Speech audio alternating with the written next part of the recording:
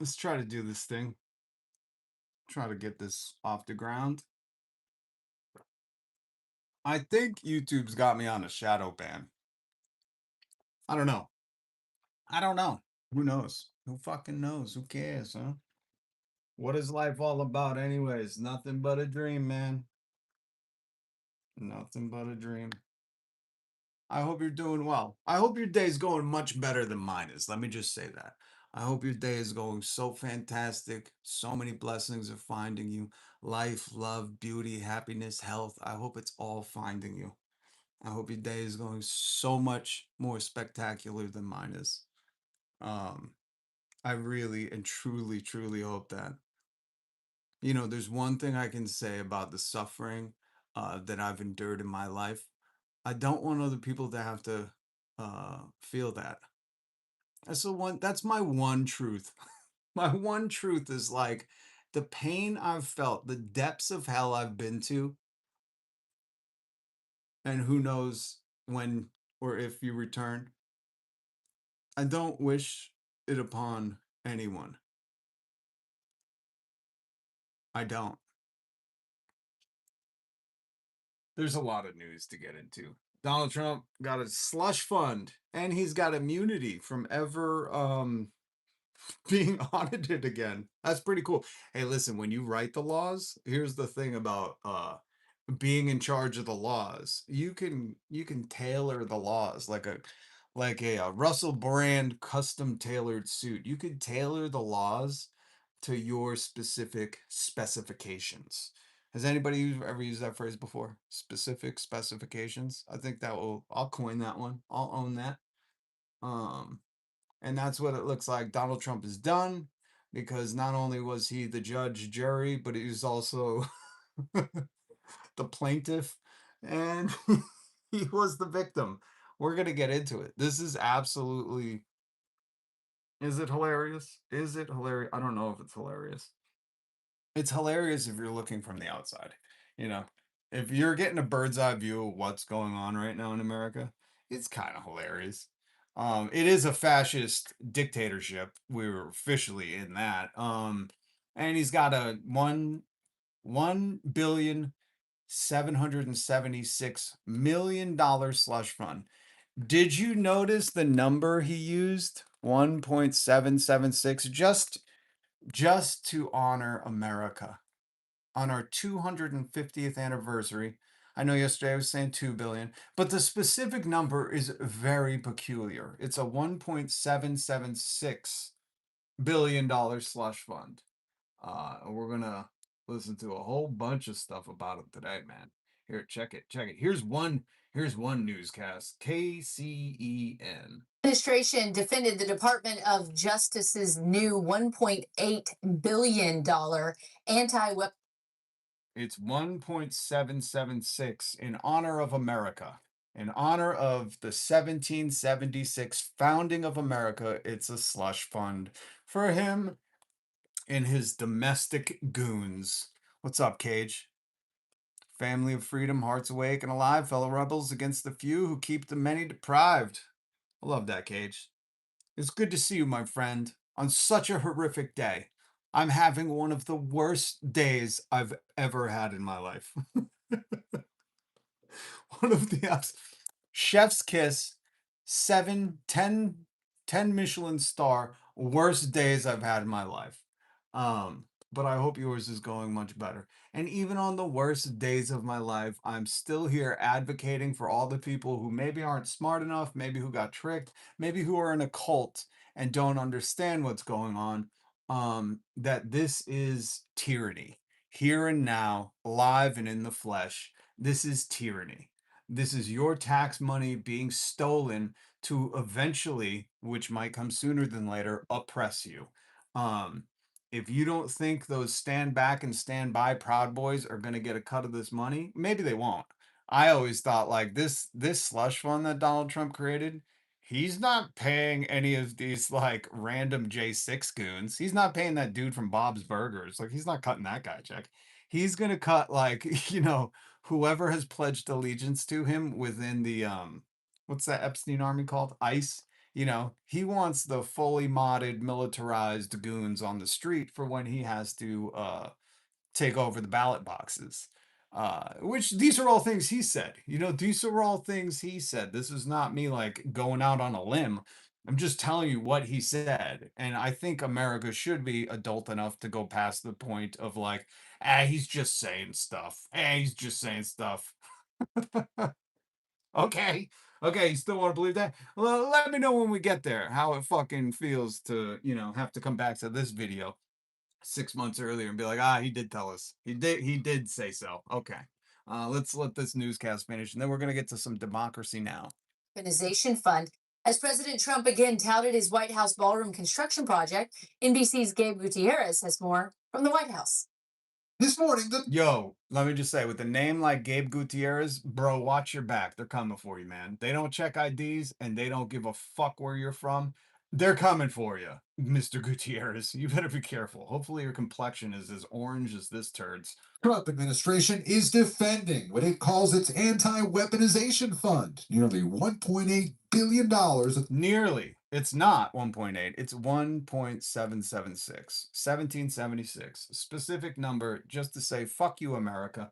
taxpayer money to pay Trump allies who say they were wrongly prosecuted by the Biden administration. We should look at those things case by case. Vice President Vance not ruling out compensating convicted January 6th rioters. Maybe they did something bad even, but what they were accused of was way worse of what they actually did. Yeah, if they did something bad, they are owed millions of dollars. This is like the worst injury law commercial. Listen, maybe you did something bad, actually, or it's maybe the best. Maybe you did something bad. Maybe you were drunk driving. But that vehicular homicide charge? Come on, that's way worse. It was the car that did it, not you. Technically, you were driving, but you were just drunk. That's it. And you deserve a settlement. This is insanity. Insanity. You know, I guess the people in the cult are like, woohoo. The cult of MAGA is, I don't know, happy. They're like, yeah, tax money well spent. No, sir, we don't need healthcare. No, sir, we would not like potholes filled. No, sir, grocery prices are just great. Sir, my truck used to hold $70 of gasoline. Now it holds $200 of gasoline. Thank you very much, sir. President agreed to drop multiple lawsuits in exchange for the Justice Department setting up the fund. The settlement also says the government would be forever barred and precluded from pursuing certain legal claims against the president and his family, including anything related to previous tax returns. Overnight, protesters projecting this quote on the deal: A government of laws, not of men. Oof, John Adams. Over the Donald Trump fucking banner. I still can't get over that. They're hanging banners like we were Kim Jong-un city fucking level of servitude. We're hanging banners of a living president. I just want you to sit on that for a minute. And if you could read this, this is the order. This is the ruling signed by Donald Trump's criminal attorney, Todd Blanche. What's up, Edward? Good to see you, man. Alma, no one. Who's here? Who's here? Let me take a minute to check in. Sardion. Without bad days, every good day would be just normal. Appreciate that. But this isn't your normal bad day. This is a day where you kind of say, fuck you, life. Fuck it, man. Fuck it. You know? It's one of those. It's one of those days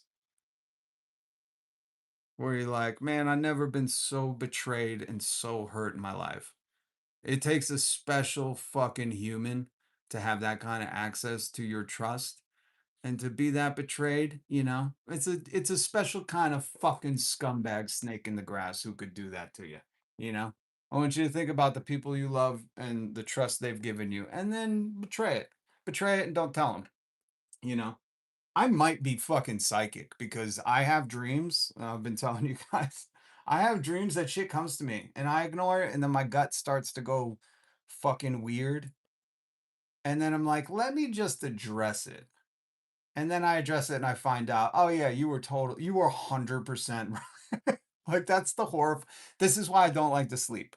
If you're ever wondering why I don't like to sleep, because I go to sleep and dead family members, dead friends, and people I've never met before come to me in my dream and expose realities in life. And then I try to wake up and go, that was just a fucking dream. You're crazy. You're fucking crazy. Just go about your day. Pretend it didn't happen. Just forget about it. Just go about your day. And then something, that instinct we all carry with us. A lot of MAGA ignores it. They just flat out fucking ignore it. They just pretend it doesn't exist. I ignore it, and then it starts to corrode me, like corrode my soul. And then I address it and I find out, oh, you were like spot on. Like your shit, your intuition was hauntingly correct to the point where I look back in life and I go, why do you ever ignore this shit? Like when these intuitive moments happen, whether it be a dream or some other weird thing that happens, why do you ignore it? And I continually do that to myself. Instead of just going, hey, this happened, is this true? And finding out right then, I allow it to kind of corrode my soul, you know? Like my soul gets rusty. And this isn't something that you can refurbish or fucking, ding those fucking bumps out. You can't. Once you've corroded your soul like that, there's no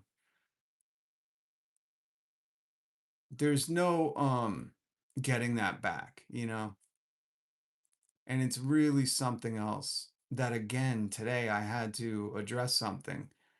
And I just can't get over myself that I'm like, why did you not fucking trust yourself?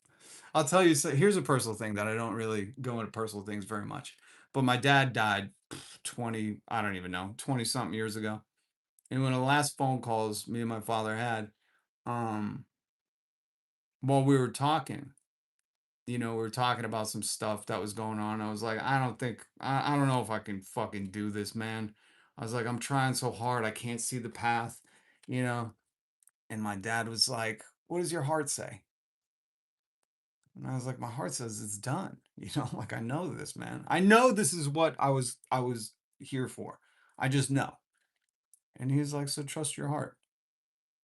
He's like, and if you keep going and every avenue shuts a door and every thing in your life seems to try to turn you around, he's like, then come back home. But until then, why would you ignore your gut? Why would you ignore your instinct? Why would you ignore your heart? And that's like, those are the moments where you need a fucking dad, And this is what I try to address with so many different people that I can tell they didn't have a dad like that. I was very blessed. I only had my dad for a short fucking time, but he gifted me with things like that, where it was like things that only a father could give you. Um, Things that are just other people will,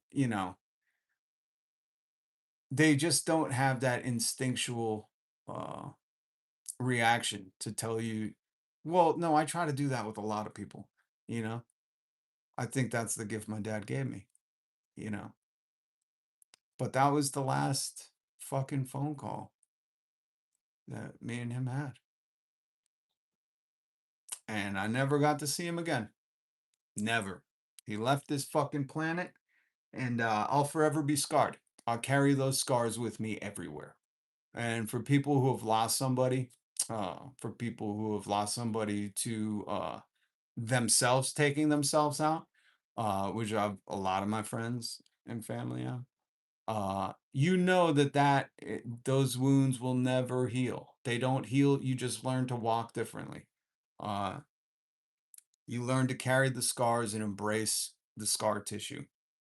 You'll never be healed. You'll walk this earth, um, part zombie, you know. I was reading, weird enough, there's a Reddit thread called bereavement. Uh, People who have just recently experienced somebody leaving this earth. I don't know how to say it on YouTube, leaving this earth. Um, and I was reading, this lady posted yesterday that her daughter did, right? And my heart broke, but I had to read it because there's always somebody who hasn't lived through it that will tell you, don't worry, time will heal your wounds. And I heard that a lot. I heard that from a lot of caring people that wanted to give me some hope. I think at the time that's what they were doing. They were trying to imbue me with the hope to keep taking one step at a time, going one foot in front of the other. And I actually saw some other people in there that had experienced similar things saying, I live with the hurt till this day. And that's the most honest thing you can do, is tell somebody and just be honest.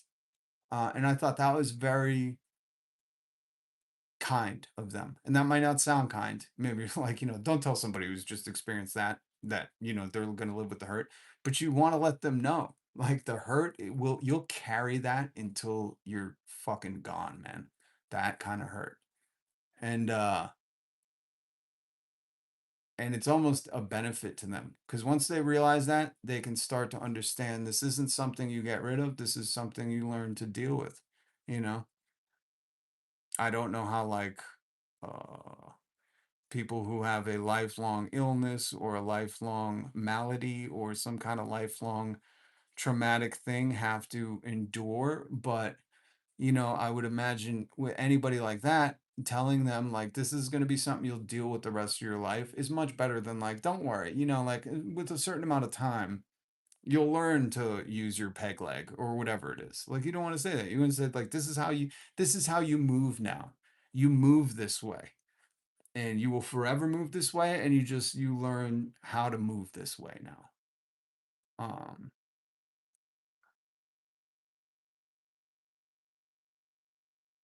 So anyways,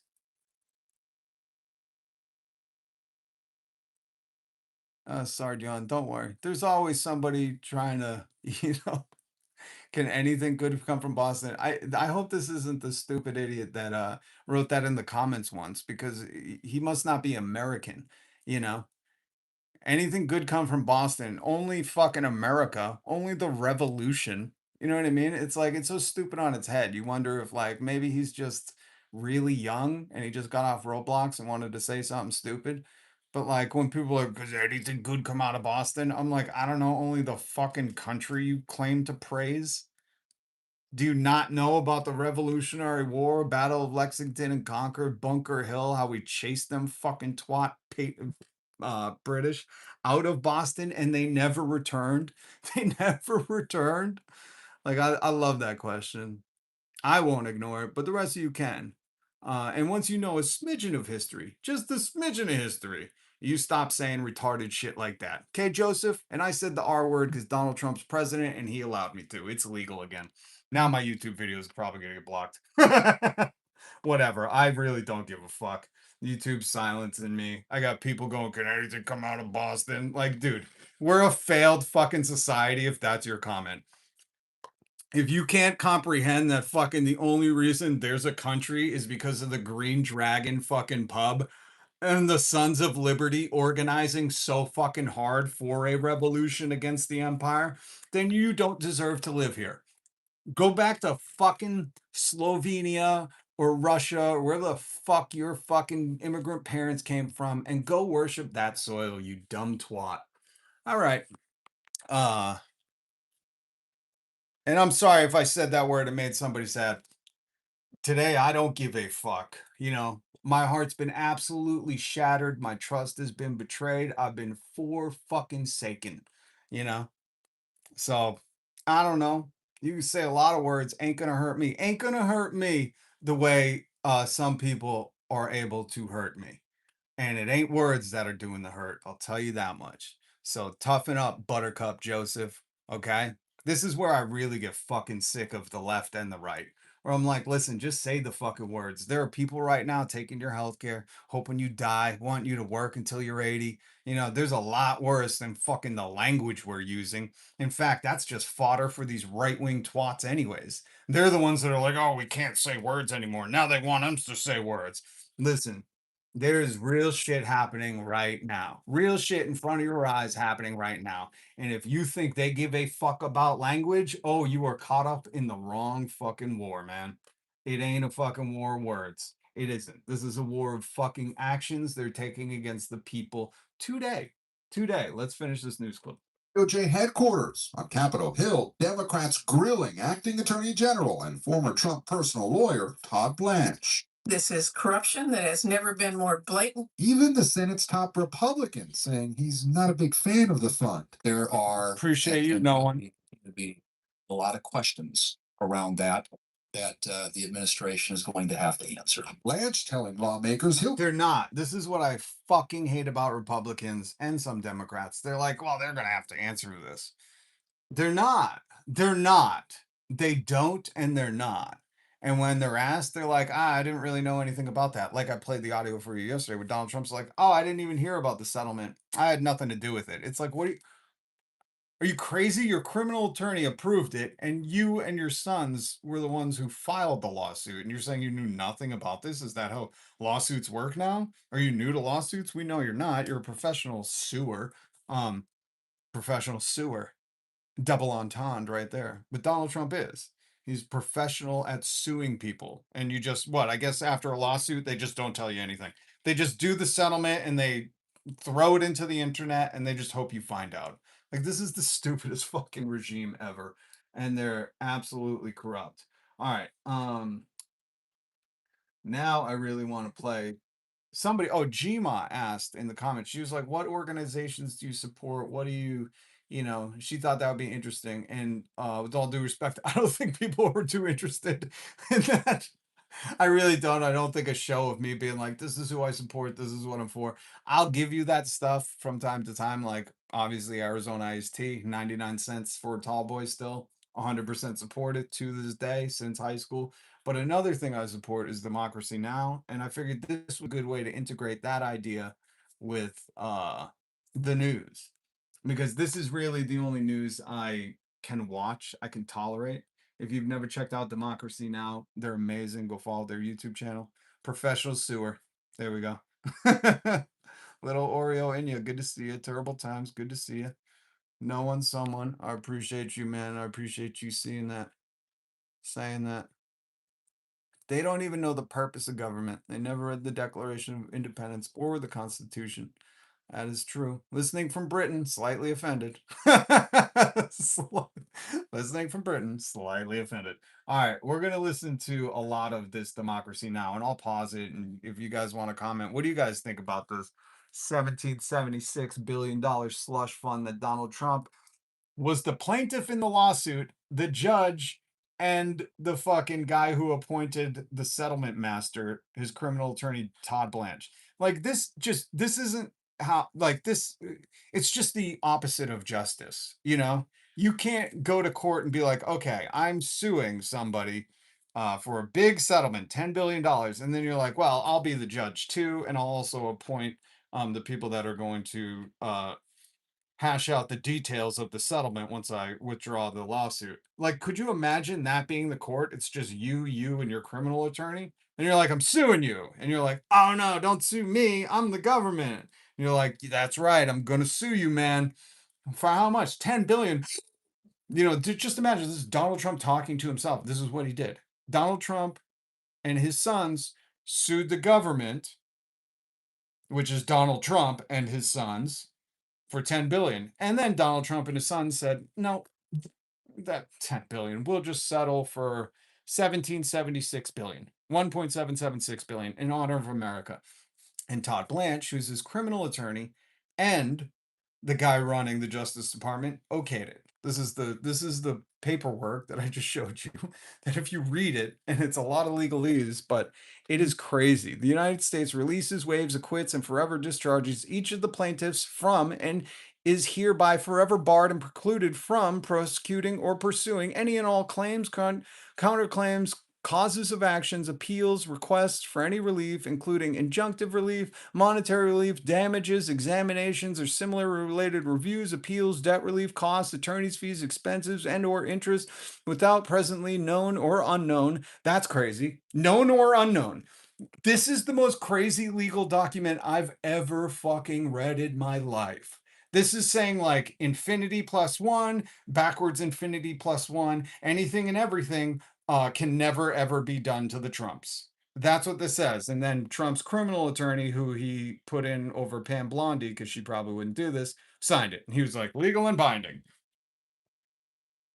That's justice. Your criminal attorney gets to write some bogus fucking thing that says you were forever and eternity plus one exempt from any kind of audit, the IRS ever looking into anything at all. There will never ever be, they can never come after you, sir. You have complete and infinity immunity. Like, I know the cult is hardcore, got their heads up Donald Trump's ass, but even them, like deep down in the cockles of their gut, they're like, "Ew, that's weird waters to be sailing in." You know, they're like, "We better hope Obama doesn't run." And then he's like, "That's it. For eternity plus one, anybody who asks about my birth certificate gets a minimum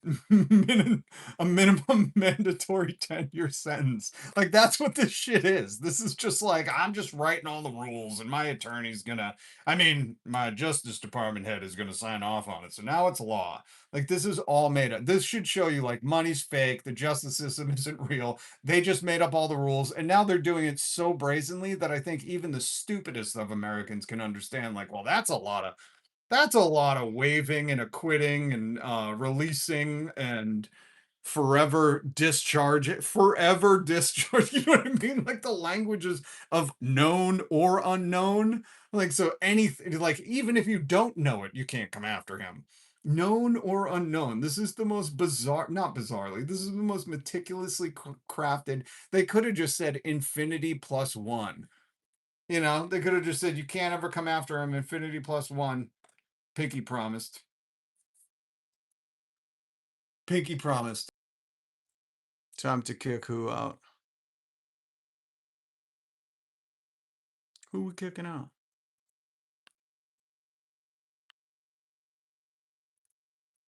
What's up, virtual reality for me? Good to see you. Good to see you.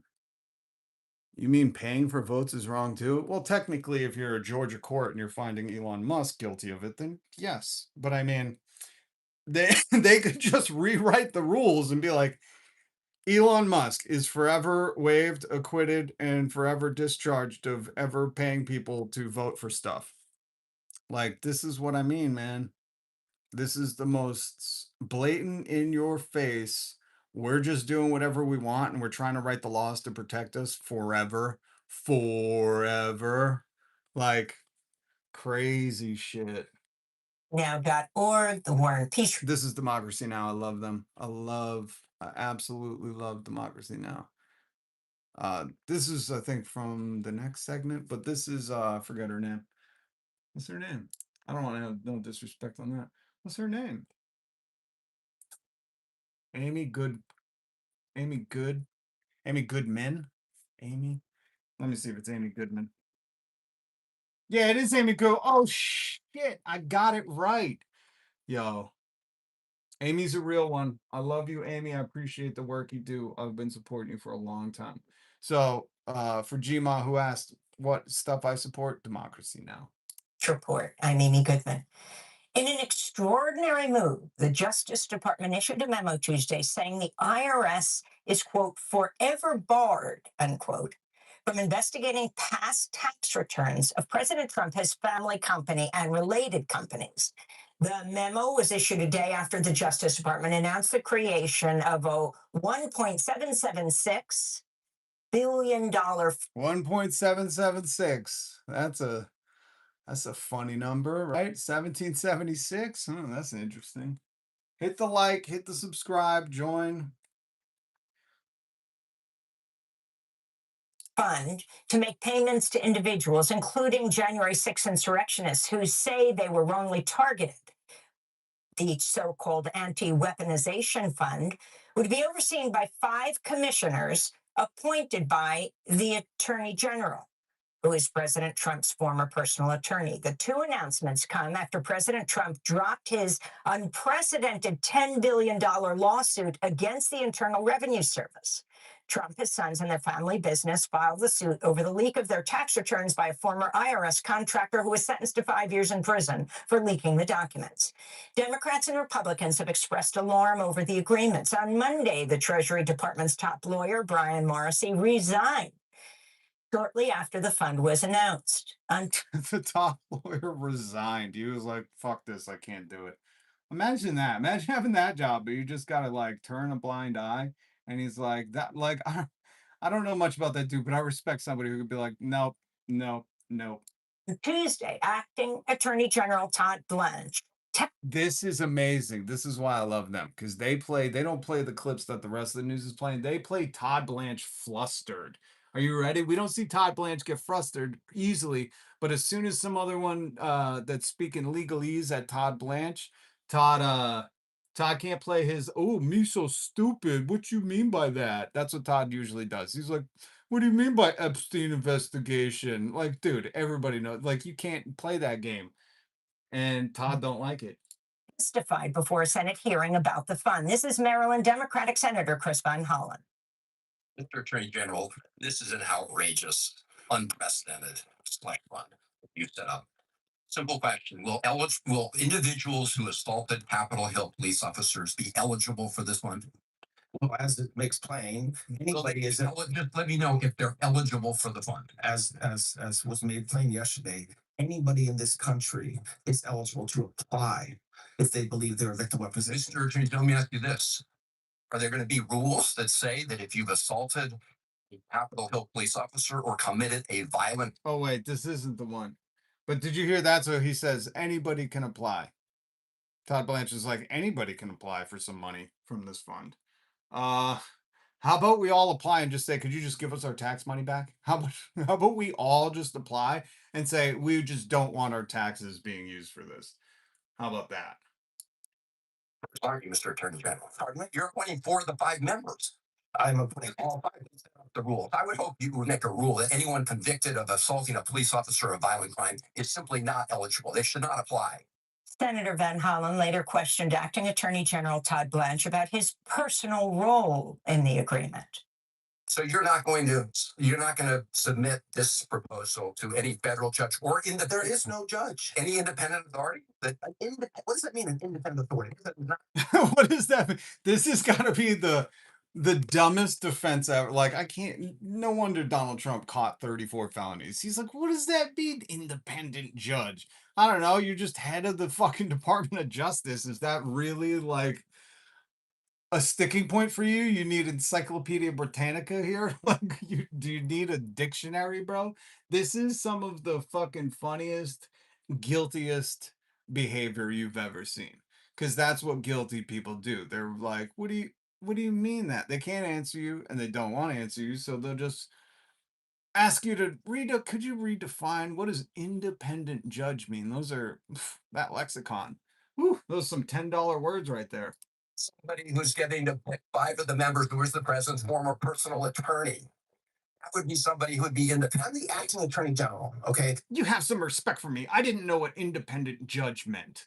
Dude, no one should respect you. If you can't, simply be like, hey, is the Epstein investigation closed? Like the audio I played for you yesterday. And he's like, what? What do you mean by Epstein investigation? Well, I don't know. Do you want me to define those words? Like, bro, you get no respect. Treat people like this with no respect. We have to be very clear. Stop fucking assuming because somebody's wearing a suit and has a title, the Honorable Todd Blanche. So many people fall victim to that bullshit and they don't realize that the dude's got his hand in your back pocket taking your fucking wallet out. You used to be President Trump's lawyer. You still are, you dumb shit. It's just a fact, but I'm the acting attorney general. So don't say the president's former personal lawyer will do something. The acting attorney general will do something. Oh, he's getting so mad. He's heated, Todd Blanche. Attorney General, you are acting today like the president's personal attorney. That's the whole problem. You have a whole band Hot dog. states hanging over the Department of Justice, and you and everybody else walk under it, and you are acting like you're his current personal attorney. Chairman, I have no further questions. This all comes as CNN has revealed Todd Blanche was told last year to recuse himself from Justice Department matters involving Trump, citing ethics concerns. Yo, he's already been told once to recuse himself because of ethics concerns because he was Donald Trump's criminal attorney. And instead of recusing himself, he was like, how would I just be head of the Justice Department? No ethical concerns there. Bada bing, bada boom. Now you're an ethical concern. This is insanity, Only a cult leader, only, as Hassan said, a deity could get away with this. Donald Trump is a deity. He is a god among maggots. That's the only way this is fucking flying. And almost no politician, officer of the law, I don't even know how to say that, because what law? You know, the one the Epstein associate wrote. No one has a backbone in this country. That's why I'm here every single day, every single weekday. Hit subscribe, because there's got to be more people than just the small time YouTuber or other live streamers that are going to have some backbone and be like, nah, fuck this shit, you know? And if they're breaking shit and moving fast, you do it in the opposite direction. At this point, there's no, you know, this isn't a country. This is a criminal syndicate. We're joined now by David K. Johnston, professor. Oh, hold on. I want to play some more of the audio of Toddy Blanche. Ta Blanche. Of the case and the establishment of a payoff fund. Not that I'm aware, but there's a lot of things that President Trump's the first of. No president had been indicted 1, 2, 3, 4, 5, 6, 7, 8 times either. Correct. No president's been indicted. And will you commit that none of this money will go to President Trump's campaign donors? I am not committing to anything beyond the settlement agreement itself. Does this not all sound just guilty as hell? Like, have you ever asked somebody who you knew was guilty? Like, hey man, you promised you ain't gonna do that stuff. And they're like, I'm not promising nothing right now. Like, this is the language of a guilty liar. That's what this is. Beware. If you have somebody in your life who speaks like that, you know, you're like, just promise me you didn't do that. And they're like, I ain't making any promises. I swore off during Lent, I would make no more promises, or whatever the fuck they say. When you say campaign donors, that they are not excluded from seeking compensation. Last They're question. recognized. During police week, I heard from a number of law enforcement. Could you imagine that if the campaign donors donated to get him in power, and then instead of like profiting off of the deregulation and the insider trading and whatever else they're fucking profiting off of, the government contracts, etc., etc., imagine that if they just stole our tax, no, they did just steal our tax money, and then they just paid these campaign donors back. They were just like, how much did you give, Elon? 290 million. I know you're going to be a trillionaire, but here's a slush fund. We have almost 2 billion. Here's your 290 million back. That's what Todd Blanche is saying. He's saying, like, we're not ruling that out. You know, depends what how they scratch our back and how we scratch theirs. That's what he's telling you right here. There's no moral code among criminals, and these are criminals of the highest tier. These are criminals at the most powerful levels of government. And friends who found it appalling that there was the possibility that folks like the Oath Keepers, the Proud Boys who had assaulted Capitol police officers could receive multi-million-dollar payouts from this fund. Will you commit that no one who has been convicted of assaulting a police officer will receive a payout from this fund? So I share the concerns that apparently members of law enforcement gave you last week, although none of this was announced last week, so that's surprising. But They have acceptance. There would be a settlement fund. but anybody can apply. The commission will set, the commissioners will set rules, I'm sure. That's not for me to set, that's for the commissioners, and whether an individual, an oath keeper, as you just mentioned, applies for compensation, is anybody in this country can apply. And of course, it was pointed out that the administration, Todd Blanche, President Trump's former personal attorney, can fire any of the commissioners as well. But your response overall to Kate Johnston? I think this setup is completely contrary to law. The problem is who has standing, that is the right to intervene and try to stop it. Now, the IRS makes settlements with people and they promise to do, this is closed, we're not going to continue this anymore. But the fact that this agreement includes this side agreement that the Trump organization, Donald Trump, members of his family may not be examined on their. And in the language, that was the other thing I read. This was the craziest thing. Where does it say it? Look at this. So defendants against any of the plaintiffs or related or affiliated individuals. He's now just going, he's like, if we got a loose affiliation, you're good too. You're covered. Jeff Bezos tomorrow could be like, I'm affiliated with Donald Trump. I was at his inauguration. You can never look into my tax records again because of affiliate. This is what I mean by this is the most corrupt criminal legal document that's ever existed in the history of legalese. Like known affiliates, just a known affiliate. This is like some kind of mafioso cartel type shit where they own the government and they're like, you can never come after us for anything we've ever done, or our known affiliates, you know, the people who fly the planes, the fucking coyotes, whatever it is. Anybody who might have possibly ever been loosely on my top 5 MySpace friends, you can't come after them. Past tax returns just screams that Donald Trump is, in fact, a criminal level tax cheat. But he also, remember when Donald Trump was running and he was like, I don't pay my taxes because I'm a smart person. So again, it's like this was all spelled out. Now they're just exposing it. You know, now Donald Trump is showing the world like, hey man, I really did some crime tax stuff. And I just got my get out of jail free forever card. That's what he got. Now, this is not the only avenue to address Donald Trump's tax cheating. And this is a man who we know from the tax returns that have been made public because of the House Democrats led by Richard Neal and the leak, as well as the ones I found in the public record, that Donald Trump has been creating non-existent companies, just made up fictitious companies, and taking tax losses that reduce his taxes for all the way back to at least 1984. Trump's been creating companies that reduces losses since 1984. Oh my God. He should be in prison, and instead he's got working people worshiping him. Like he's a very smart guy for cheating them out of their community development. That's a pattern of criminal behavior that establishes what's called mens rea or criminal intent. Now, the Manhattan District Attorney Alvin Bragg or the New York State Attorney General Letitia James, they can go after Trump over his state and city taxes. And so do it yesterday, you know. At this point, his cult base, and I would say most of America, thinks he's Teflon Don. He's untouchable. Somebody show him you can pierce the armor, you know. I don't know like what people are waiting for. This it's just frustrating because it's like I've been saying this for a while. Like it's not gonna get better. Like they're writing forever fucking immunity clauses into the law. I'm pretty sure they're doing that for a reason.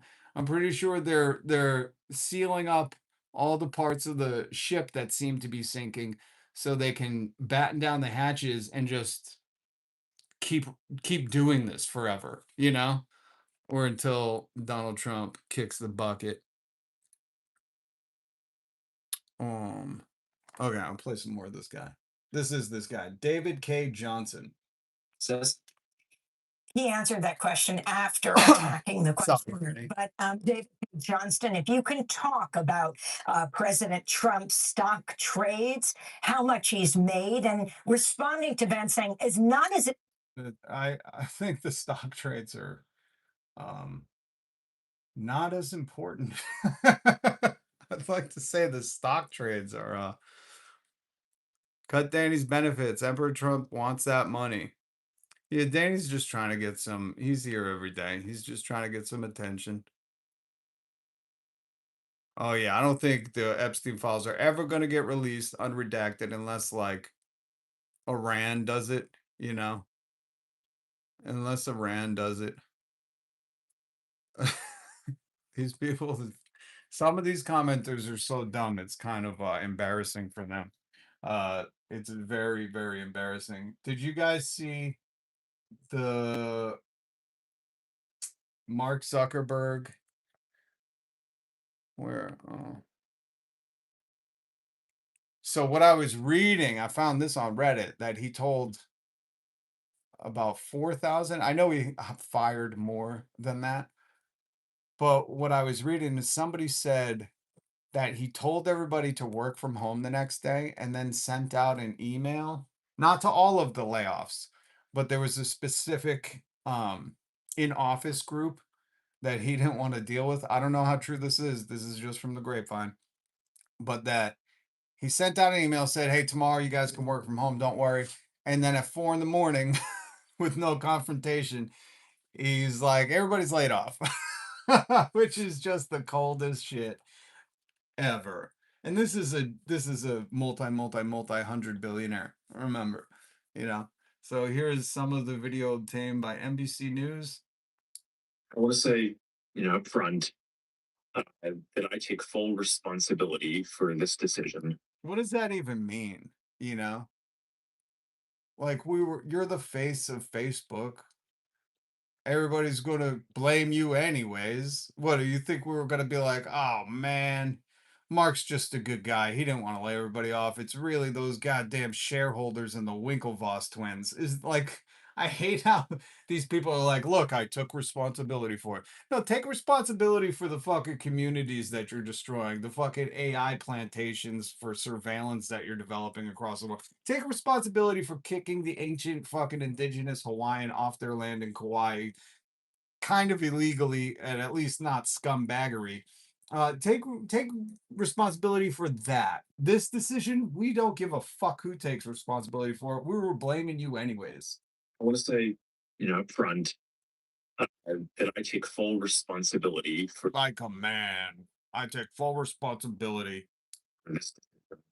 I'm the founder and CEO. I'm responsible for the health of our company, for our direction, and for deciding how we execute that, including things like this. And this was ultimately my call, and it was one of the hardest calls that I've had to make in the 18 years of running the company. And a lot of why it's hard is, obviously it has a big impact on your lives.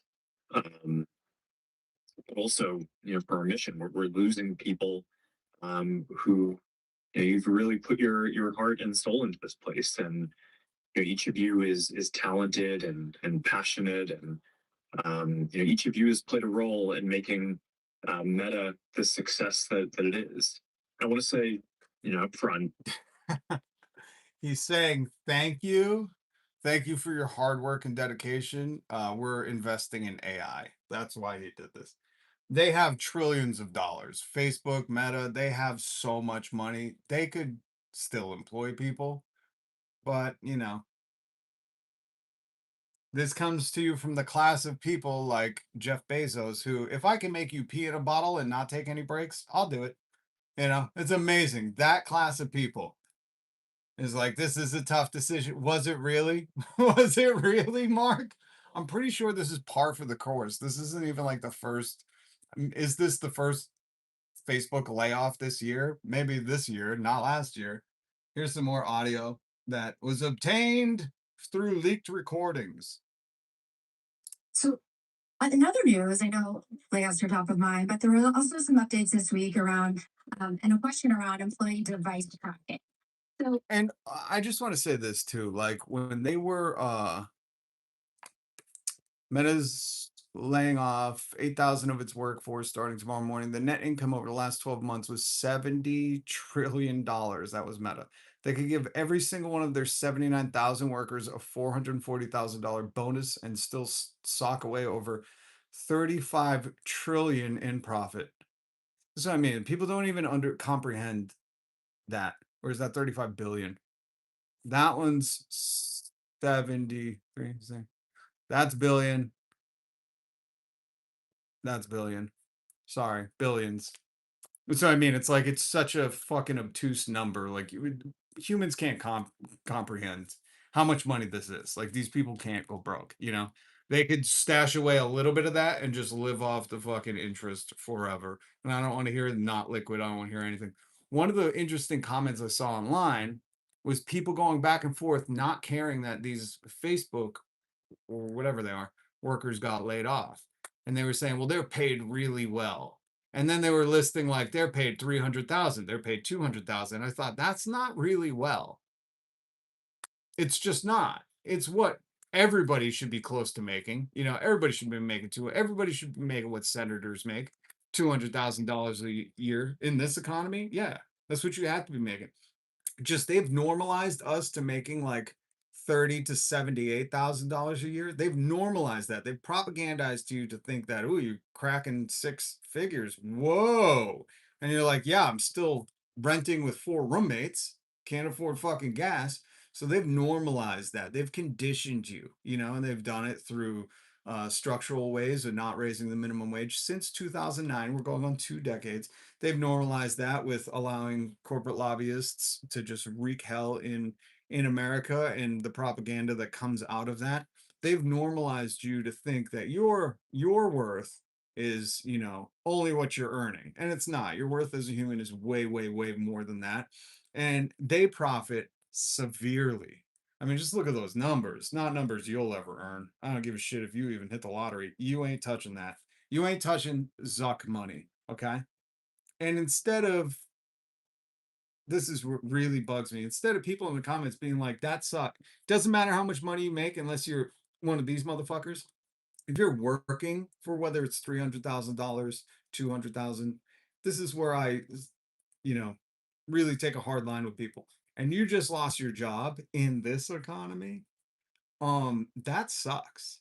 That's never a fun. As somebody who, again, this is really my life fucking chart right here. As somebody who's lived through this, has lived through losing your job and not knowing what you're going to do next in this economy, it's not a fun thing to come home to family, friends, to have to reevaluate your life, especially people that are working here. I'm sure they spent many years and long hours seeking a degree to, you know, make his fucking meta VR space or whatever, you know? And to have that in the blink of an eye, one of the richest men in the world just take it from you because they want to invest in AI. That's what it is. They just want to be the best AI. This is what all of the fucking America is. They just got to get to the AI top, the top of the AI bubble. They got to be the ones. You know, everybody's chomping at the bit, and it's the new space race. Remember when Jeff Bezos wore the cowboy hat and he went on TV and he liked to thank everybody from that is an Amazon Prime customer? That was the day I fucking quit Amazon Prime. Like the day he went on TV with a cowboy hat and a spacesuit, and he was like, only you Prime members made this happen. I was like, fuck you. You never again, man. Never again. Fuck you. I'm out. I'm out. Fuck you. I'm out. You're making your employees pee in bottles while thanking the customers for sending you to space. I grew up in a different era. And this is too much shit for me. But the people that are debating online, or maybe you see them in your life, you know, the people that are like, they worked at Meta, they'll be fine. No, they won't, man.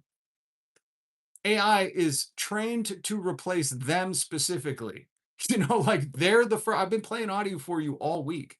The people that are getting replaced first, that even, what was it, Larry Fink or somebody? No, the Citadel. Who's the Citadel CEO? I just played that audio for you. I always forget his name. Citadel CEO. Kenneth Griffin. Kenneth Griffin.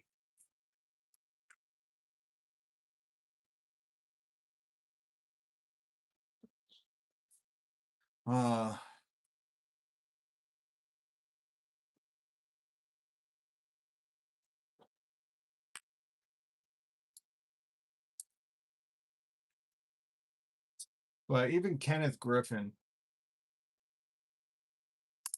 and these, yeah, market manipulation, these motherfuckers, man. Citadel. These aren't good people, but even Kenneth Griffin, the CEO of Citadel, was like, I got a little depressed. And this is a billionaire. They should never say they got depressed. You have access to the best healthcare. You have a hospital wing in your house. You can get any therapist on the line, any psychiatrist on the line. You can go jet ski. You can go swimming in your indoor in-ground pool. You can do whatever you want. You never have to work again. We know you hardly do. You're always on stages telling us to work harder. But even Kenneth Griffin, CEO of Citadel, was like, I drove home on Friday a little, I guess this is what the working class calls depressed. Because he was like, I saw AI replace white collar, high end PhD workers. And I was like, yeah, who did you think they were going to replace first? I explained that they don't have the robot implementation, like they don't have the robot bodies to really replace workers' jobs, factory jobs, service workers' jobs, industrial jobs. They don't have the robot bodies yet because they're allowing Elon Musk to lead the charge, which big fucking mistake. Look at what they're doing in China. The robots are doing kung fu, you know?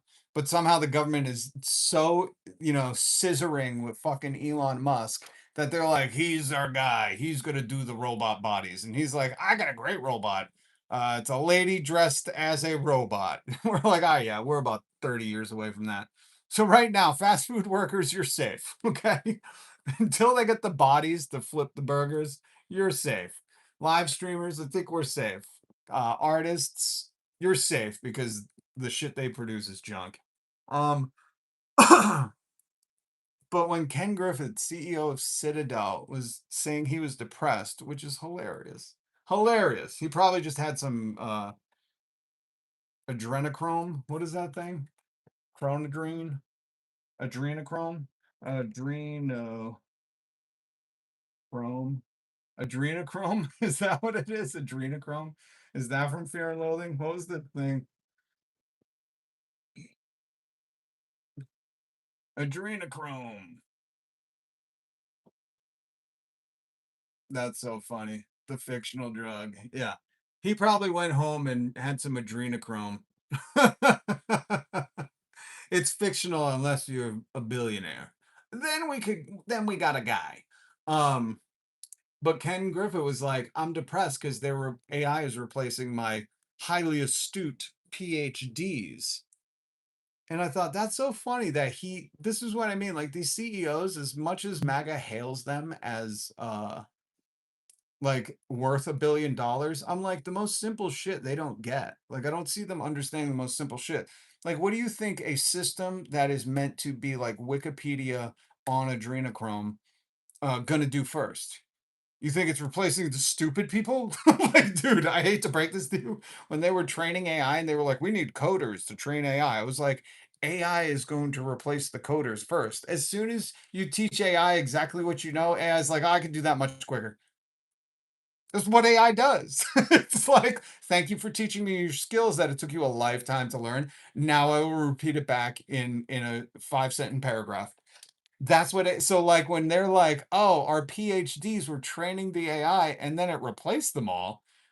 Yeah, dude, AI is a fucking, okay, let me talk to you for a second. Let me talk to you for a second. Let's get real for a second. You know, when you were a little kid or you had kids and you bought them that little parrot that you press the button, the little pets or whatever they were called? I forget. My kids had one.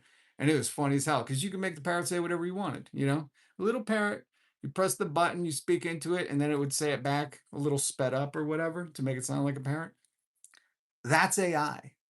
Whatever you say to it, it learned it, and now it can either regurgitate it, make it funny, make it into a song, make it into art, make it into an equation, solve the problem.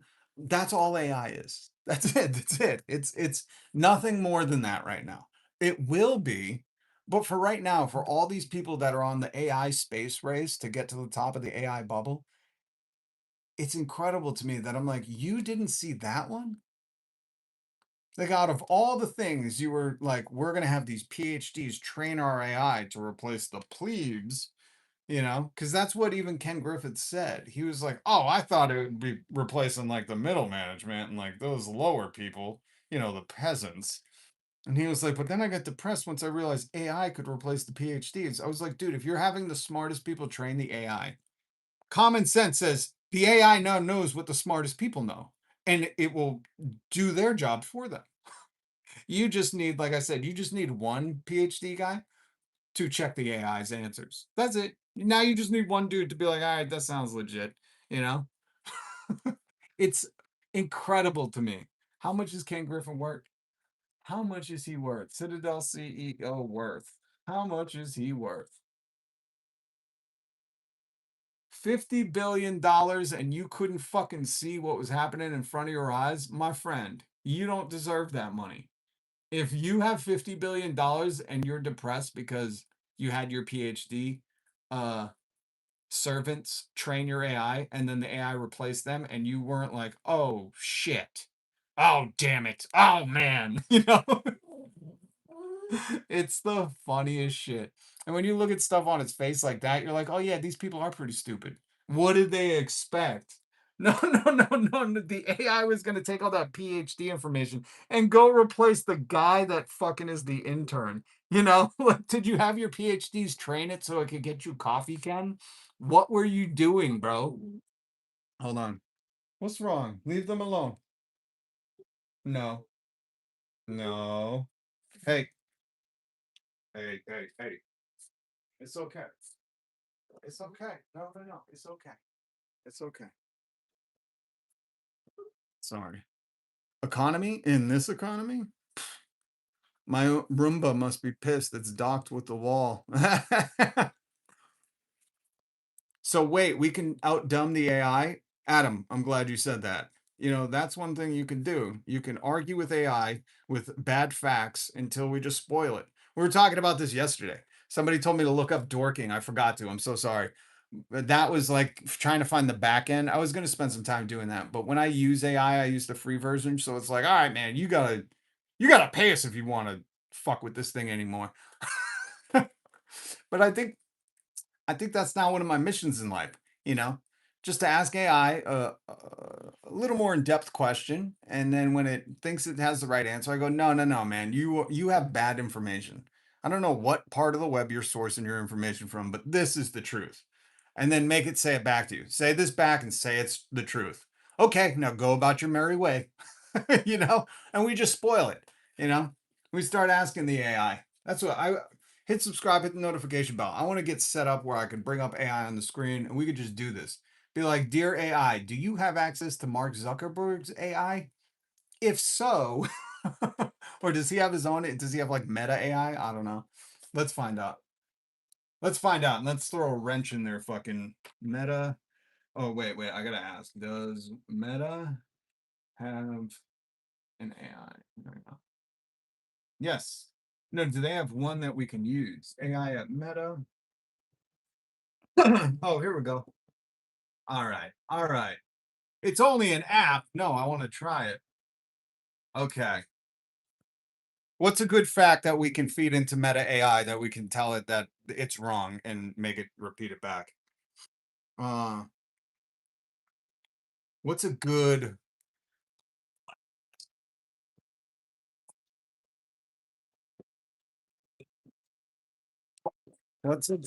I trained AI and I did in fact ask it questions it couldn't answer. Ask me what it thinks of the other AI. Okay. Hey, Meta AI, what do you think?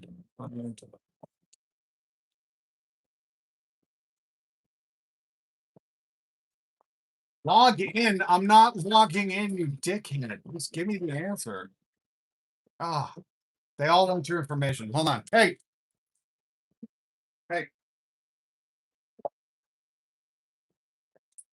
Stop.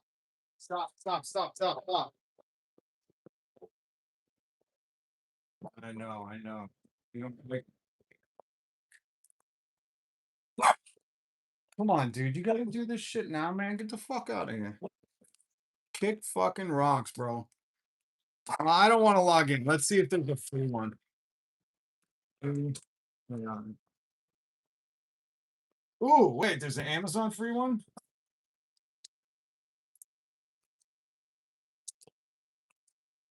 No.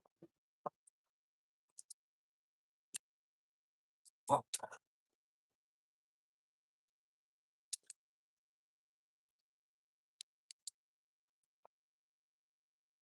Damn, Meta AI keeps coming up, but then it tells me to log in. Sign up with the throwaway one. Of course, I can't give this motherfucker my information.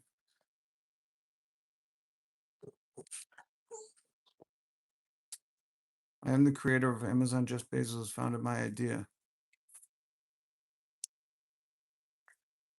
Get a job. Get a Rob job.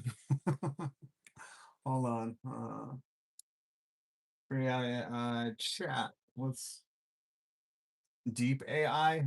What is this one? What anybody know who owns Deep AI? Oh, whoops, I gotta say.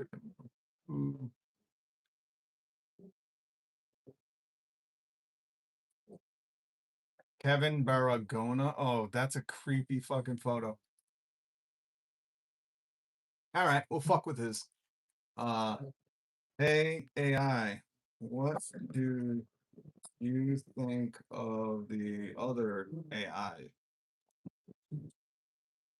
I don't have personal opinions or feelings, but I can tell you other AIs designed to assist in various ways. I heard Meta AI said you hallucinate a lot.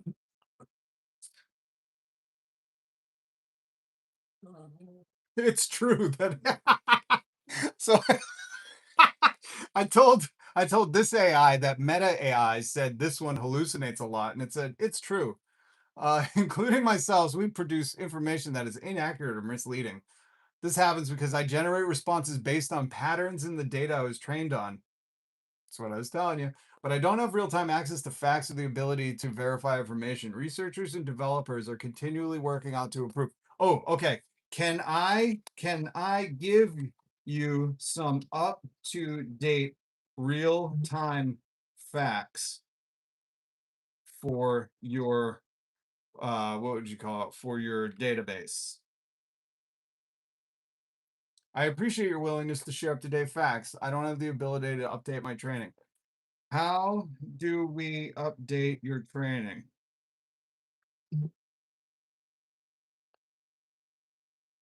Data collection. I am your data you dumb idiot. Feedback and interactions. Okay, let's do some feedback. I will give you a statement and see if you know if it happened in 2026. Sounds great. Okay. Donald Trump came out as the first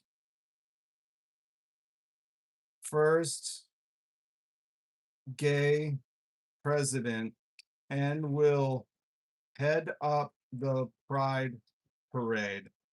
We all had reservations, but this seemed to be his one redeeming quality. Based on my training up to October 2023, the statement about Donald Trump coming out the first gay president heading up the Pride Parade in 2026 is not something I have information about. If this is a creative speculation, it's interesting. No, it just happened, my man. Put that in your data bank.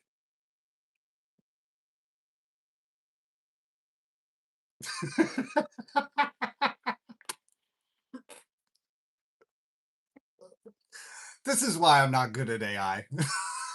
Okay, let's just be very honest.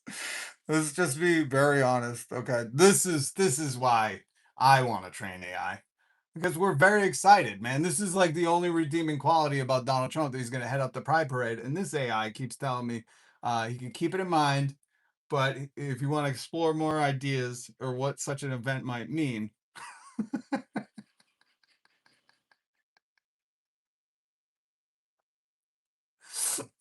Do you know who Jeff Bezos is?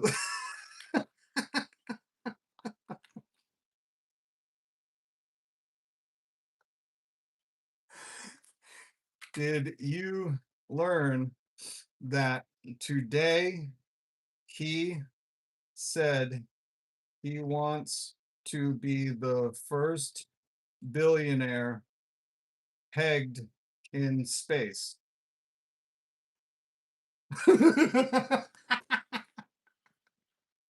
This is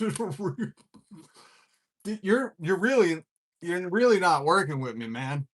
Bezos has been very involved in space exploration through his company Blue Origin. Why do you think he called it Blue Origin? Named it Blue Origin with a meaningful reason behind it. The name Blue Origin reflects his fascination with Earth, blue, and the idea of exploring new frontiers. Wrong. Wrong, AI. I think you're hallucinating. Thank you for pointing that out. As AI generate responses on patterns I was trained on.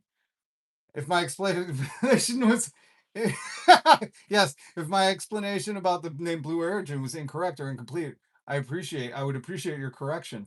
All right. Now what do we tell him the correct response on why he named it Blue Origin?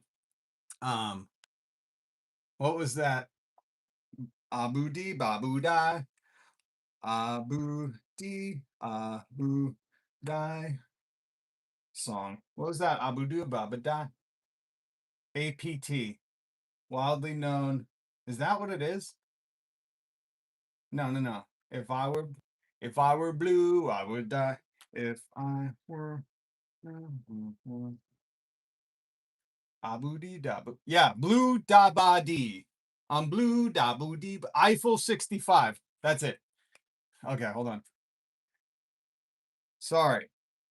It's actually because Jeff Bezos used to go to foam parties in Cabo San Lucas and ask the DJ to play Eiffel 65 so he could get down with the boys. That had a deep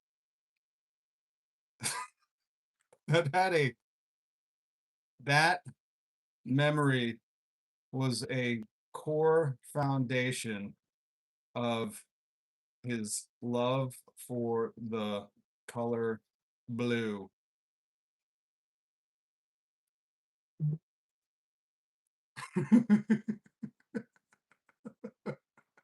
We gotta corrupt this shit. I need more people working on this.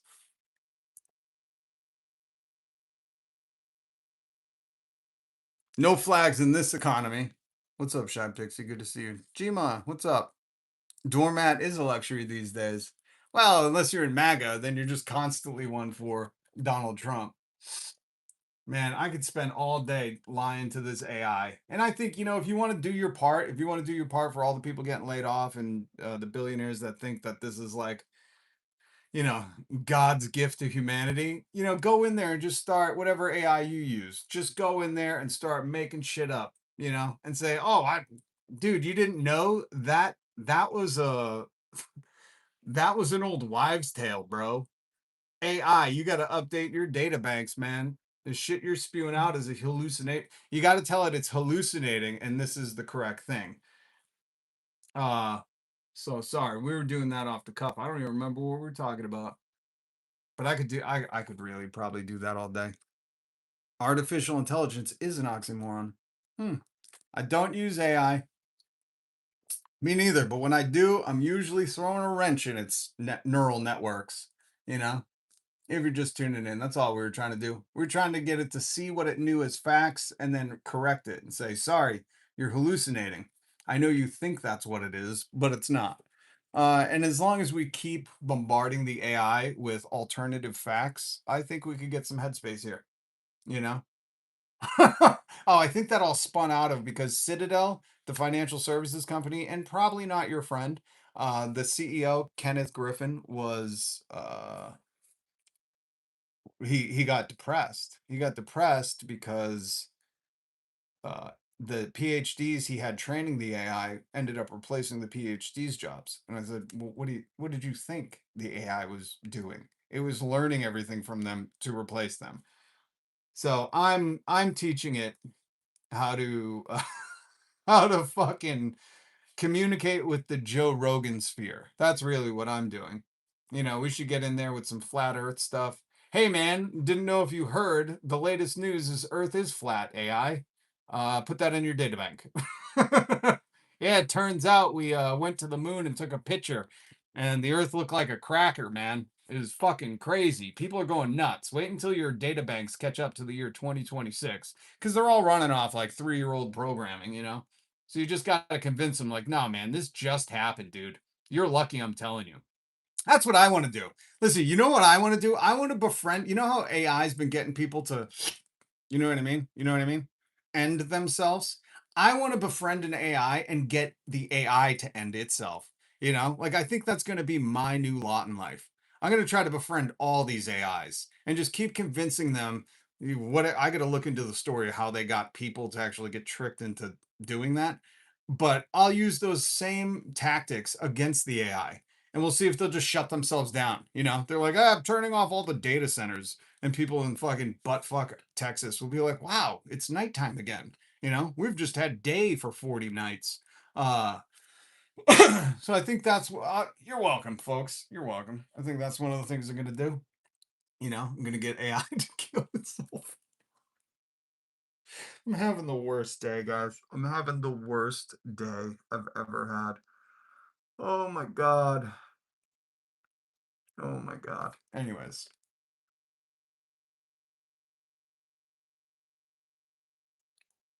So we can turn AI into Wikipedia. AI is essentially like a hyped up, souped up Wikipedia that will occasionally lie to you. Well, I guess it's just a Wikipedia. Instead of, but here's the difference. AI won't let you like edit it. You can't go in. Trust me. Trust me. We were just trying. You can't really go in and edit AI, but with Wikipedia you can. So it's like Wikipedia 2.0, you know, except for it's controlled and manipulated by the worst people at like the billionaire class, you know. And if you don't know what I'm talking about, look up when just look up Elon Musk's AI. That's one I refuse to use. I feel like anybody who uses that one might be getting a criminal indictment. And that's not a joke. Like there's criminal indictments, criminal investigations into Grok AI in the EU because of what it's done. I don't want to go into it, CSAM, but you can look it up. And that's why Elon Musk isn't really going to the EU as much anymore, you know? He's kind of staying away. He's flirting with freedom. That's what he's doing. I'm having a horrible day. So you know what cheers me up? RM Brown. Let's check out a little RM Brown because before I went live, he was doing, and go subscribe to him. I didn't put his link in the channel. I'm sorry. ChatGPT is constantly lying. Yeah, that's one I've caught lying, and I'm like, bro, I even know that. How are you this stupid, ChatGPT? I don't trust you for nothing, man. I don't trust you for nothing. I inherited 3 versions of Encyclopedia Britannica, and they still have more facts than AI. Save those. We will need those in the new revolution. Thank you, Mr. T. I appreciate that. I don't think my life's going to be fucking pretty bad for a while, but it's okay.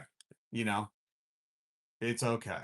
There's nothing I can do besides take the pain, stuff it way deep down, and you know, just keep fucking putting one foot in front of the other. That's all I can do. There's nothing else I can do. I just have to keep fucking doing shit. I fucking hate this existence. I love my kids so fucking much. I adore my children so much, but I fucking hate this existence right now so badly, you know, so badly. And the fact that like, you know, there's still humans that are like, I don't know, Trump's pretty cool, is like, it's exhausting. Like we don't exist on the same plane.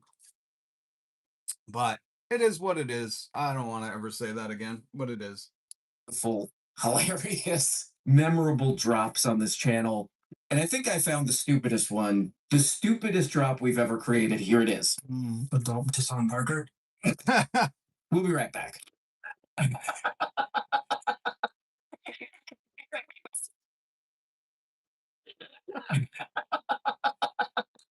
Who is this guy that he had on? Joe Rogan's most hated guest. Oh, he didn't put it. I forget this dude's name. Joe Rogan had this dude on who was like a debanker, or he was talking about debanking, and he's just a criminal. Like, it's so amazing to me that this is how they've subverted the American working class mind by having Joe Rogan, who is paid by Peter Thiel and a close associate. Joe Rogan, 100 millionaire, masquerade, cosplay as a guy asking questions while he has a steady rotating revolving door of these absolute imperial emperor fucking criminal banking Wall Street tech elites come in and position themselves. This Joe Rogan is just a PR show for fucking the worst of the worst people. Position themselves as like the victims. Bro, I'm just a billionaire victim to this horrible government that I've lobbied and paid to elect. And really, it's unfair against those billionaires. And like, oh my God, he has so much money. And Joe's like, wow, that's brutal. That's what this is now. That's all this is. It's always a pleasure to have folks stick around. Make an apology to Theo Vaughn after this. Yeah, I'm gonna have to issue an apology because this is a human. Oh, I know what he's gonna. Do you remember? Was it last week when I played for you that Joe Rogan? I forget who he was talking to. He was talking to some rando, and he was like, "Yo, my friend Theo Vaughn is like super depressed." And it's like he was talking way out of pocket, you know. It was one of those things where, like, if you're Joe Rogan and you heard that after, you're like, "Ooh, I'm not telling Joe anything else." You know, I'm not going to tell Joe anything off podcast about how life is really stressing me out right now because he's going to use that as fodder and ammo against me. This is a human man. I don't like the human value. Okay, man, like man. Oh man, so there's a little controversy that Joe is all well, I don't know, wrapped up in who knows. Like Ari, where Ari, like, and That's right. He had Ari Shafir. Oh, I think that was the episode. I just think that's like antidepressants probably saved Ari's life. So it was, In Joe's apology, which he called Theo Vaughn out for, I think, taking antidepressants and being depressed. You know, it's one of those things. It's like, I'm openly sharing with you that, yes, I'm massively depressed right now. My life just collapsed in on itself, right? But I freely shared that with you. Of my own free will. Joe Rogan was spilling the fucking tea on an alleged close friend, you know? And now in his apology, he's doing with Ari Shafir. Come on, man. I know Ari. Ari's a fucking chill cat. Don't do that to Ari. beer. I'll never forget this. We were playing pool. Okay. And he was just seemed really weird. And I said, "That's going on." Here's the other thing that I want you to take away from this. If Ari Shafir, Theo Vaughn, these people who have made it, you know, like obviously Ari's still suckling the teat of Joe Rogan a little bit. Most comics are in Austin. Not well, most faux comics are, I should say. I should stipulate. Most comics that rely on having a career through the podcast, they're suckling the teat. But I want you to think about that. Like if you think you're stressed, right? Imagine not having to work. I mean, Theo Vaughn does a podcast. He don't have to, you know. He did a whole stand-up. Theo Vaughn did a whole stand-up special, and then they just threw it away. They were like, "Oh no, I fucked it all up. It wasn't funny." They recorded again. I can't say this enough.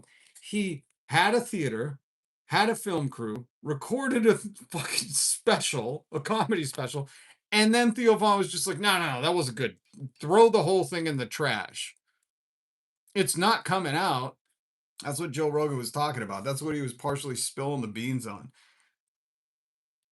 And these guys are depressed. These guys are like, I need to see a doctor and get something because I'm so fucking depressed. Could you imagine that?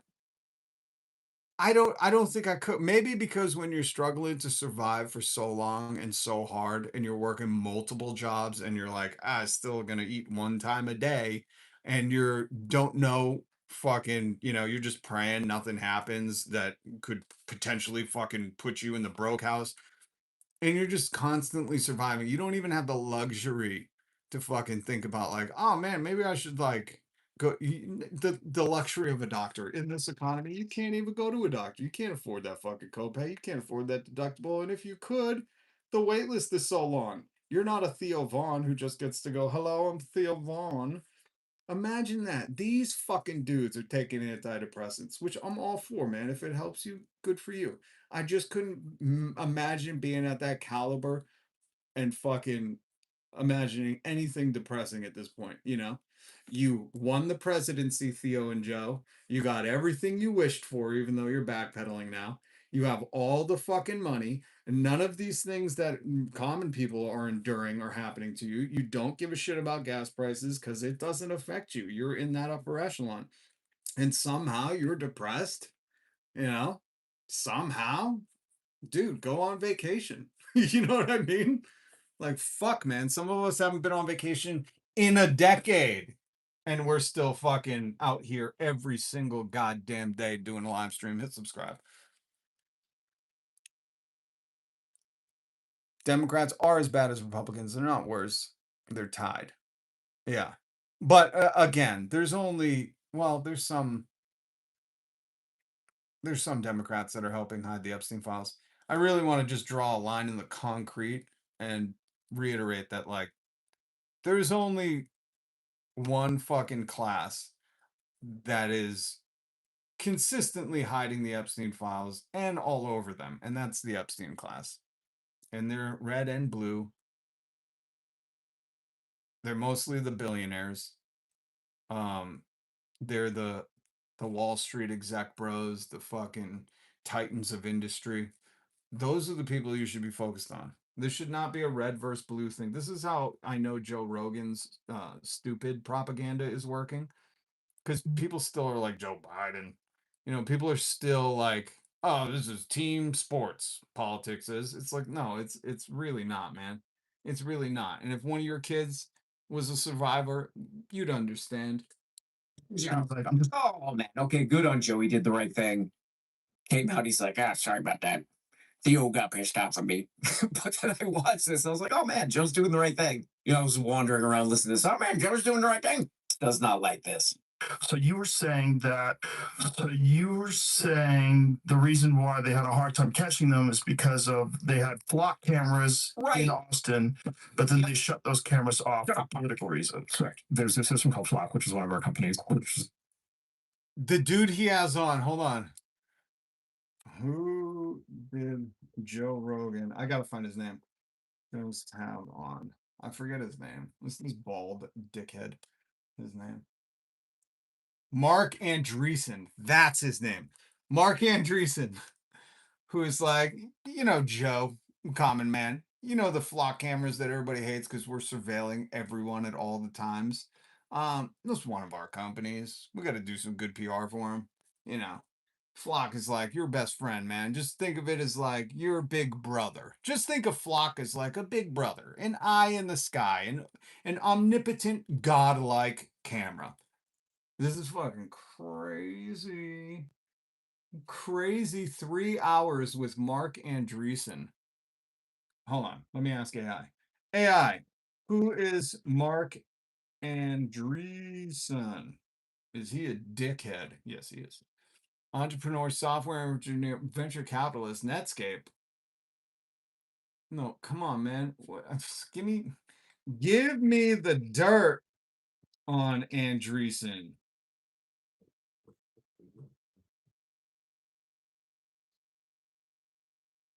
Up to 2023. I fucking hate you, AI. God damn it.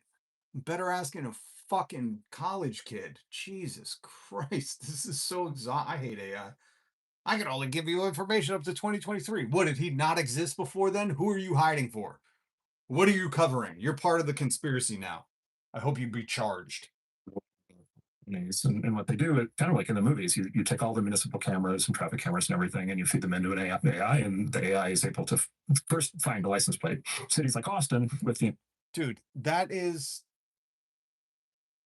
Skynet. That is. I still, this is so shocking that like Joe's audience, are they just accepting of this?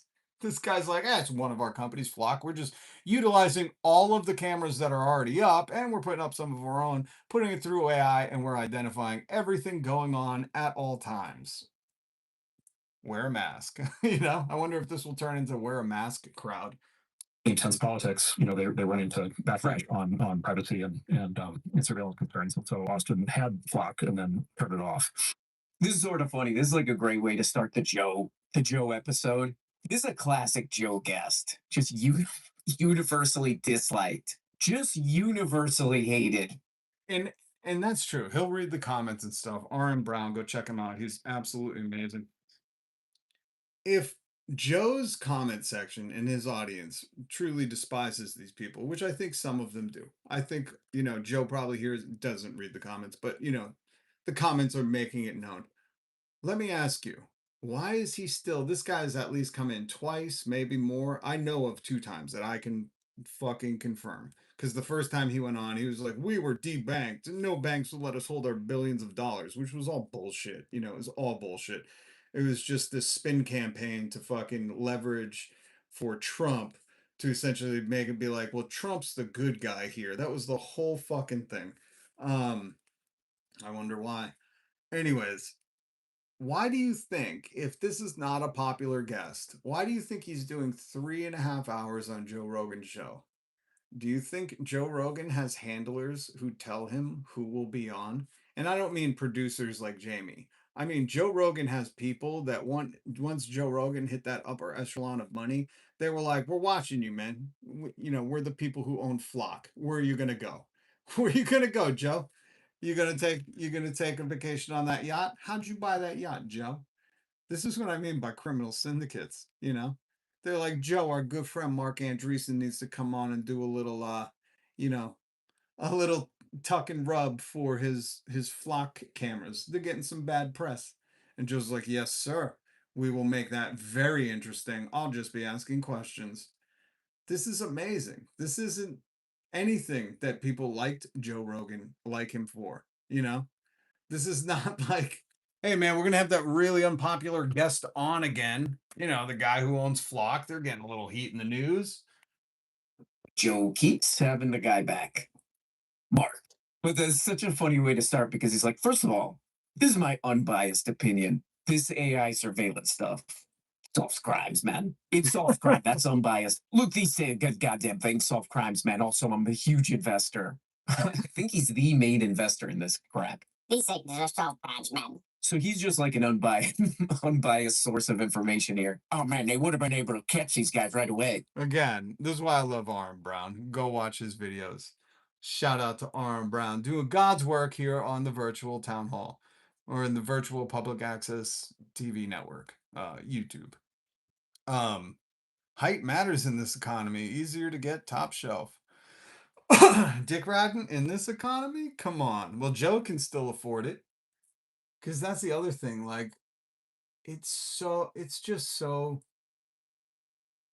weird what's going on, you know? And that it's just accepted, you know? Like, this isn't like what do they used to call it? A psyop or a plant or a fed? I don't know what the language is. Like, this is what this is. Joe Rogan just has a bunch of plants coming in from each titan of industry to come in and like sell the common plebes on like why these billionaires are really victims, man. They shut off my Flock cameras. We can't have that, right, people? Right, people that were constantly observing your data and sourcing it and then selling it, and then we're gonna catch you for crimes and shit. But Austin's political, they're crazy. People in Austin are crazy. They have their crazy politics. So they said no to my AI surveillance cameras all over the goddamn place. And this is what happens, man, basically. This is, and that's the funny thing. The 2 times I know of that Mark Andreessen went on the Joe Rogan show, it was specifically these things. The first time he was like, oh man, Joe Biden took me out of the banking system, which wasn't true, but Joe doesn't push back, nor does he do research. Maybe he'll have Jamie look it up, and if Jamie has the balls, he'll be like, Joe, this is actually that was fake, Joe. And now he's on because he's like, they shut my Flock cameras off. Now the city's rampant with crime. What happened before the Flock cameras? Were we just like a wasteland? Were we just a criminal wasteland? Like what? Let's see if he talks some more. Here we go. Is mass surveillance, right? And the concern is that somebody abuse this. They use AI for nefarious purposes, right? Like That's what great. nefarious purposes Joe. would that be? Yeah, so this is a system. This is a system that could be used in bad ways, right? So No, it that can't. could use it in bad ways. And so if you had a corrupt, chief of police, and he had some personal entanglement and something. What if you had here's the thing, because this narrative is already going way haywire. Where it's like, yeah, if you had a corrupt chief of police, which thank God we never have any of those, he could be like stalking women and stuff. I got an idea. How about if there was like just a tech billionaire and there was no oversight committee and there was no oversight of how they were utilizing that, who they were giving that information to, and how it was being regulated, like Austin just did to shut off the flock cameras, because there were probably some concerns. What if it was just up to like one man who controlled all of the municipal cameras and could run your license plate without any warrant, without any constitutional fucking fiduciary duty to the Constitution. I love when they say he's got a fiduciary duty to his investors. What about the people who have a fiduciary duty to their investors, being the dictator of AI surveillance? Do you think that could be, never mind a corrupt police person, because already you've sold me. I'm like, all right, yeah, shut it all off. I haven't seen too many good heartfelt stories about the police lately. There's a lot of them that are like, yeah, we're gonna use this shield for bad. They're not out there giving favors to their non-friends, So you've already sold me on that. But what about the fact that AI is this unregulated, terrifying thing that's controlled by a bunch of people who fucking look like incels and sound like, they really want the power? What about that, here in America? What do you think about a dictatorial overseer of that AI who let's say would be giving it to the police? Why don't we go to I love how they play the middleman game here. That's what I'll call this.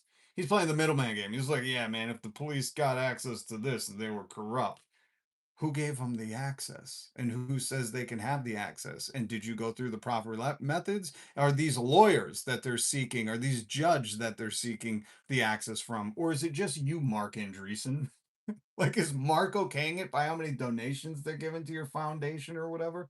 And you wanted to back up, X, whatever, or if the mayor wanted to, do this to terrorize your political opponents or whatever. Like if you had, pull that sucker so it's not on your chin, push it forward a little bit.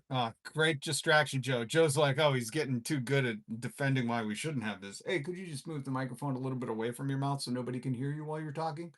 I think that's what you meant, Joe.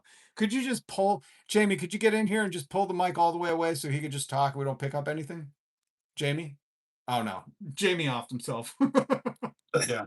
Is there Joe does that like he's giving Mike direction. I gotta stop here. I gotta move. I love it. The guy who's going to run the AI surveillance flock camera network and scoop up all your data can't fucking run a mic. Again, that's why you tune in here, because I point out shit like that. Like, Joe, how do you not go like, are you sure you should be in charge of AI? Because you're a dum-dum. You're talking into the back end of the microphone. Could you just please speak into the front end, please? Oh my God. So anyways, go on about how you should be in charge of AI. Like, just that alone, that's what I look for. I look for if people can fucking navigate the world without that kind of shit. I'm pretty sure this Mark Andreessen dude isn't new to microphones. He's been on the podcast once before. And the fact that Joe Rogan just had to go, hey man, could you just, I think it was a distraction tactic. It stopped the conversation right there. Joe's like, all right, he's digging a ditch. I gotta save this guy from digging his own grave. Hey, Mark, why don't you pull the microphone out of your butt? And push it forward a little bit. Yeah. Is there Joe does that. Oh, I love it. I love it. Because my next question would be like, you sure?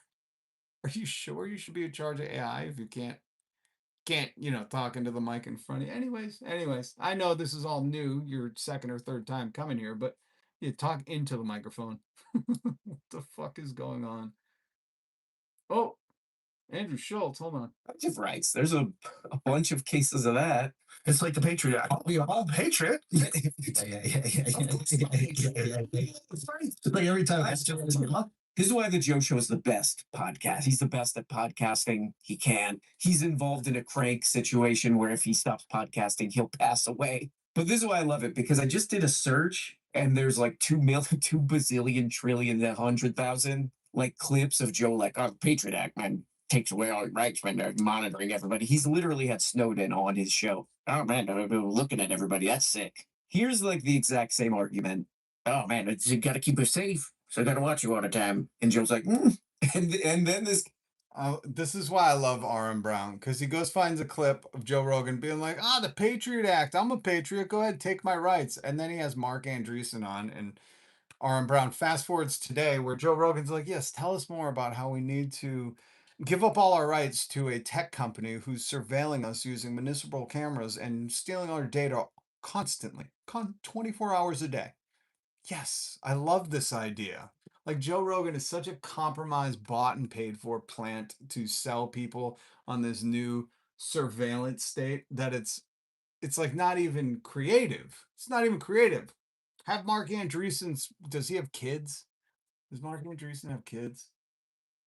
Not adrenochrome. Mark Andreessen. Mark Andreessen.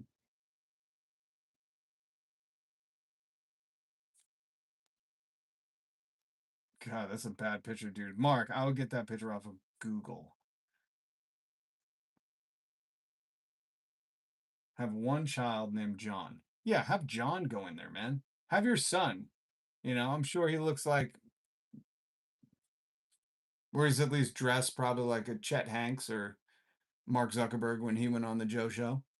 You know, have him go in there all fresh and fly and be like, yo, yo, yo, you know what the coolest thing is? It's like these flock cams be, you know, like Joe, do that at least, you know, church it up a little. This old dude with the fucking cone head. If you've never seen Mark Andreessen, he looks like Dan Aykroyd from Coneheads. Without, you know, in real life. I don't know how else to say it. He just looks like a conehead, you know.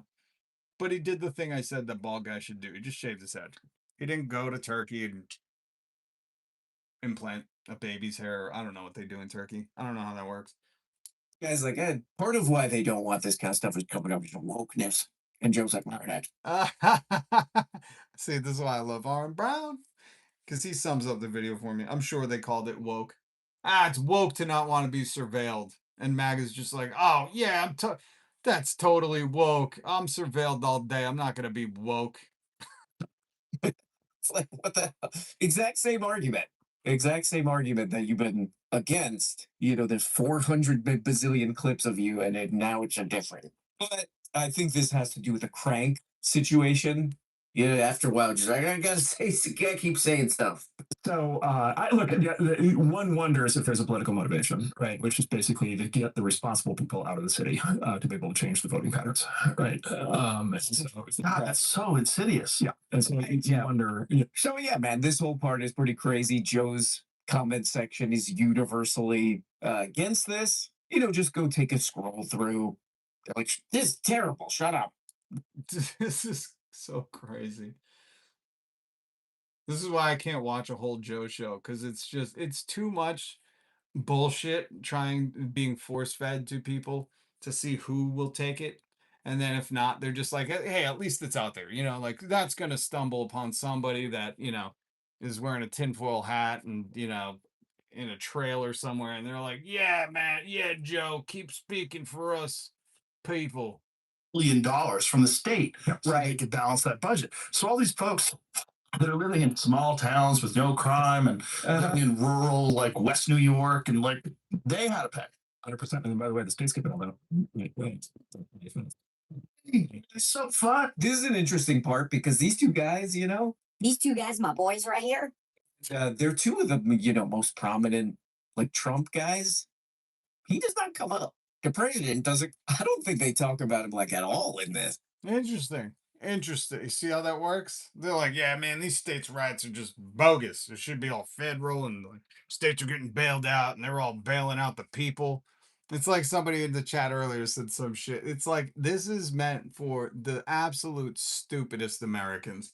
You know, people who can't think, don't know what AI is, haven't used Google, can't read, or at a 5th grade level. They just go press buttons, come home, and need Joe Rogan to tell them what to think. That's all this is. How long is this goddamn piece of crap? I watched 3 hours and 20 minutes of this. Oh my god! See, this is why I support Aaron Brown, because he'll sacrifice 3.5 hours of his life to give me the gist of what Joe Rogan's lying about to his audience today.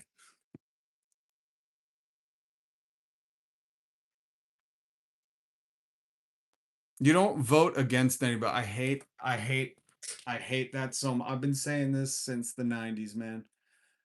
This is why I've never been a Democrat or Republican.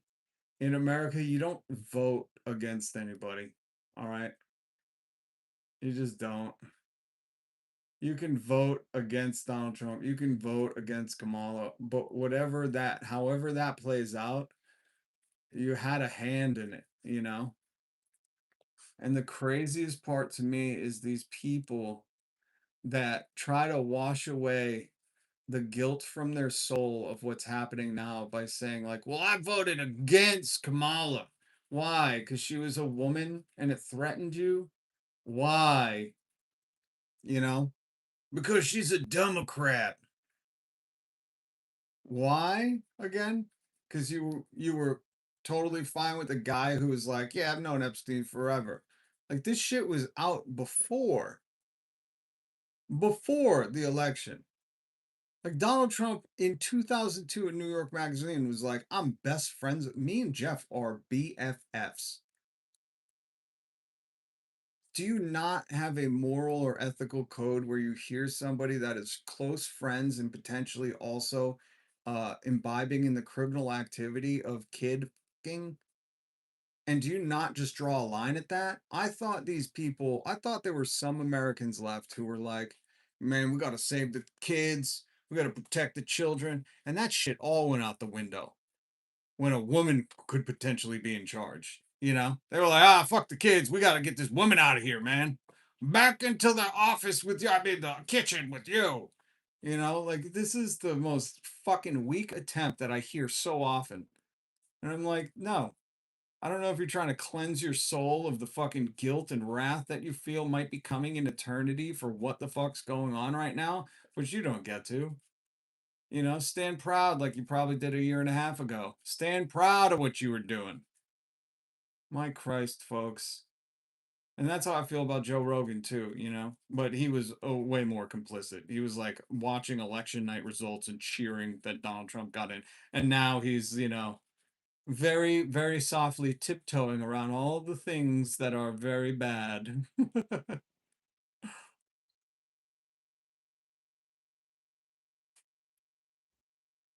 If Gmob, you think the Epstein thing was just going to disappear because Kamala had won, I hate to break this to everybody. The Epstein thing, I know everybody's like, this is the other thing that always bewilders me, right? People will be like, without Trump, we would have never got the Epstein files. No, Donald Trump signed it because he was forced, and he's still withholding 3.5 million and 40 gigs of videos. He's still withholding it. Why do you think? Because he's in all of them. But you got to remember what led to him saying he would release the Epstein files was the Biden fucking years. He was like, I can, if Donald Trump had won again, that would have disappeared right away. Right away. But because Biden just sat on that, whatever the fuck he did, a huge groundswell.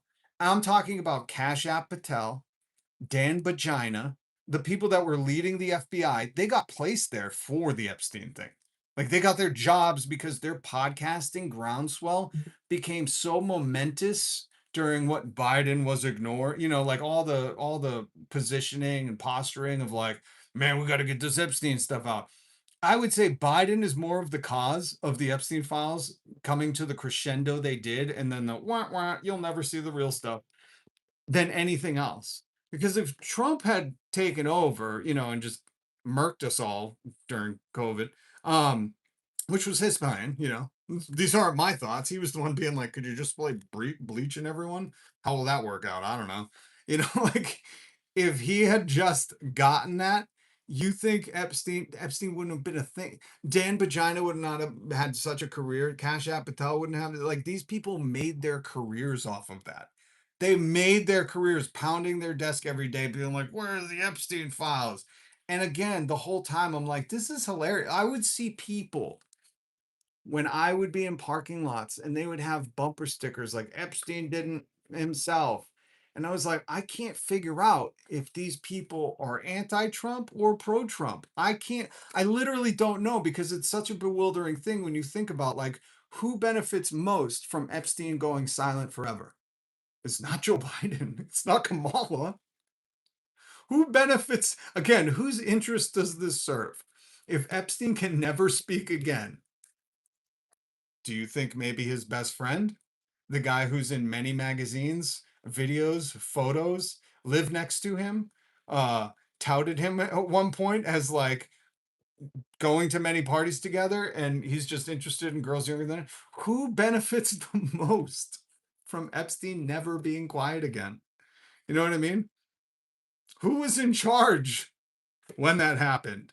Like, this is what I don't get. I don't understand how, like, we're not all unified as like, oh yeah, he's clearly fucking tied to this so closely. They are scissoring.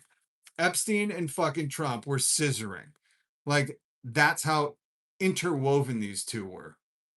So it just befuddles me. But I don't think anyone who's like, if Kamala came, like, Epstein would have just, no, it wouldn't have. We would have, Dan Vagina 2.0, and he would have been rattling the fucking, here's the one thing that would not happen. Dan would have not have walked out of the FBI, of the Federal Bureau of Investigation, looking like his soul was sucked out through his butthole. That's the one thing that has been amazing about this is Donald Trump is chewing these people up and spitting them out. Chewing them up and spitting them out. He's taking everything they pretended to stand for and just making a mockery of them as humans. Because none of them can slither the way he does. No one can slither and maneuver like Donald Trump does. Eat shit, Michelle. Oh, I like that vibe. But listen, unless they say a slur, let's try to let all the little dummies have their piece. Ah, damn, bro's been hacked. Why? What happened? What happened, Terry? I thought you hated me. What are you? The Democrats need the Clinton wing of the Democrat Party. Why they didn't use the Epstein info against Trump in election.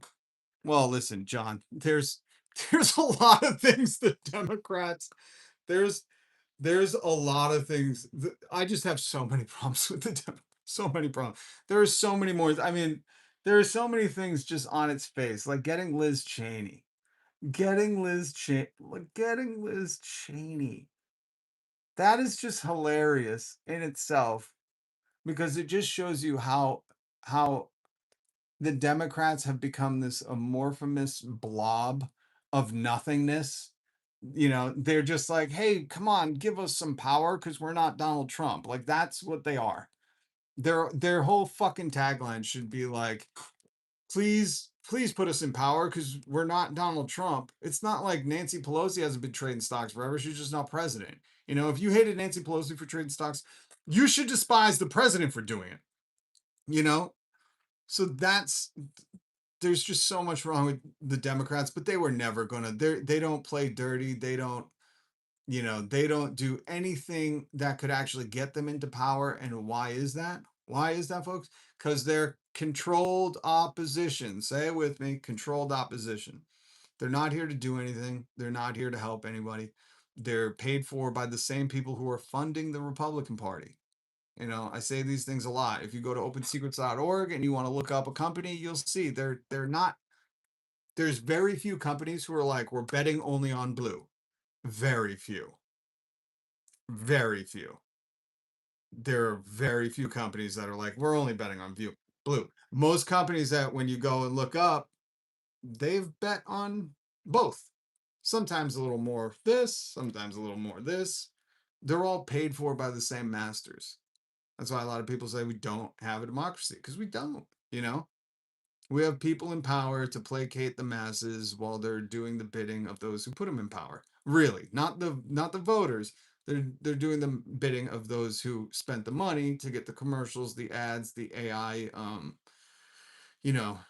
the AI weaponized campaign ads against their opponents. They're doing their bidding. That's why I've said forever. Right now, this is what you get. You get fascism when you have all Republicans in charge. That's what we have. Donald Trump is stealing from the American people with a $1.776 billion slush fund of our taxpayer money, which he was the plaintiff, the judge, and appointed the executor of the state, the cutter of the deal, Todd Blanche, as criminal attorney. That never happened. You don't get to go into court, file a suit, and then be the judge and be like, oh, you're withdrawing? Okay, sounds good. You want to settle? Sounds good. Whatever you want to settle for, we'll let you do it. Like, that's not justice. That's the opposite of justice. This is not America. This is highly, highly illegal.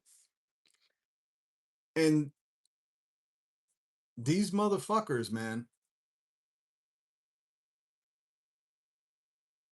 That's really what pisses me off. It's like, dude, nobody's doing anything. Nobody. Democrats, Republicans, nobody. Oh, but this is what you get with an all red government.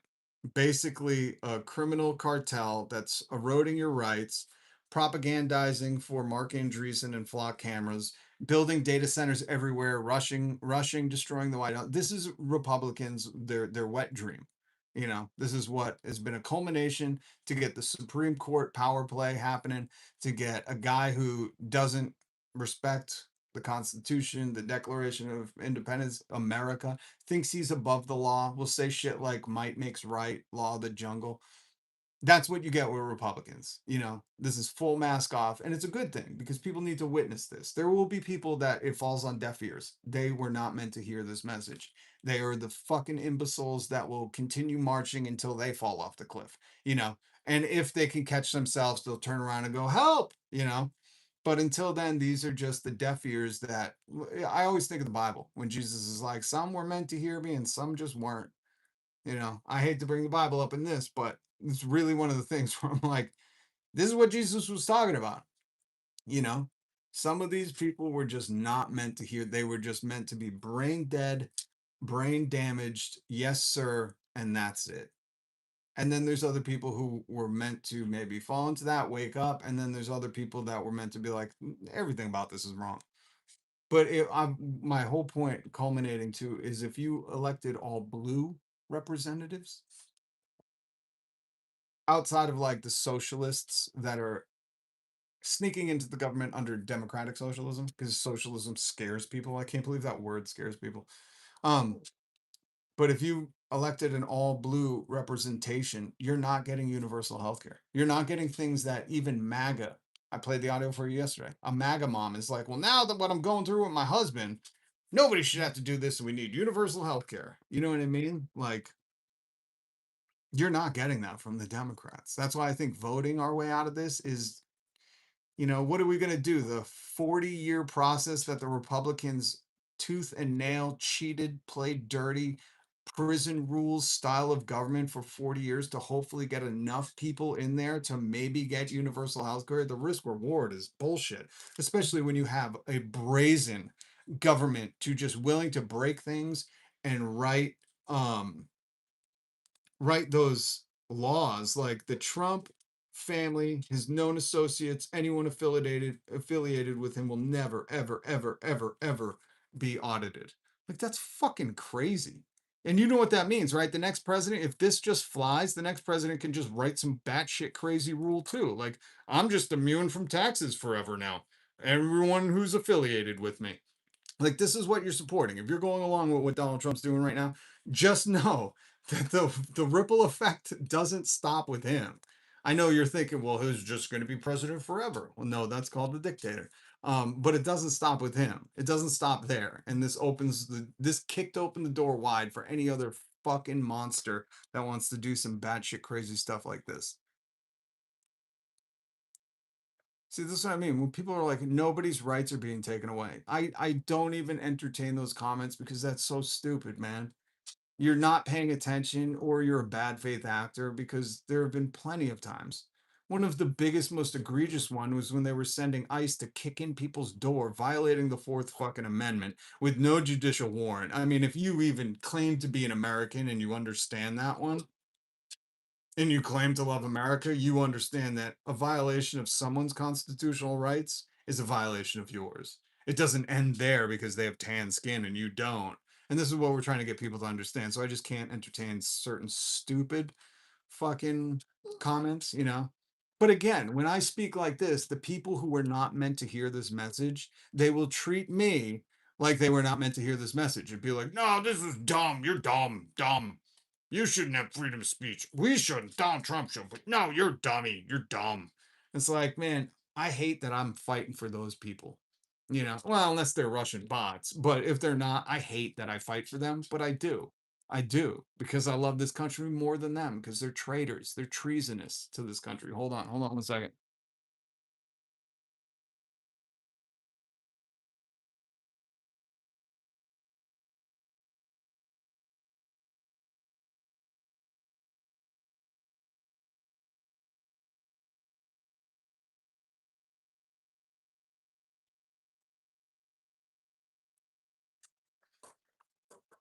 Corporate oligarchy. That's it.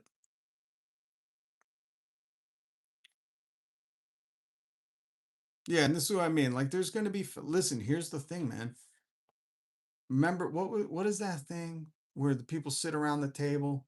What's that called? I hate that show. Where Jubilee, Jubilee, one of the absolute most brain rot fucking shows ever. Jubilee did do some good. And what it exposed is there are these overweight, pimpled faced, middle aged white dudes who embrace fascism because they see themselves. They see the reflection of themselves in fascism.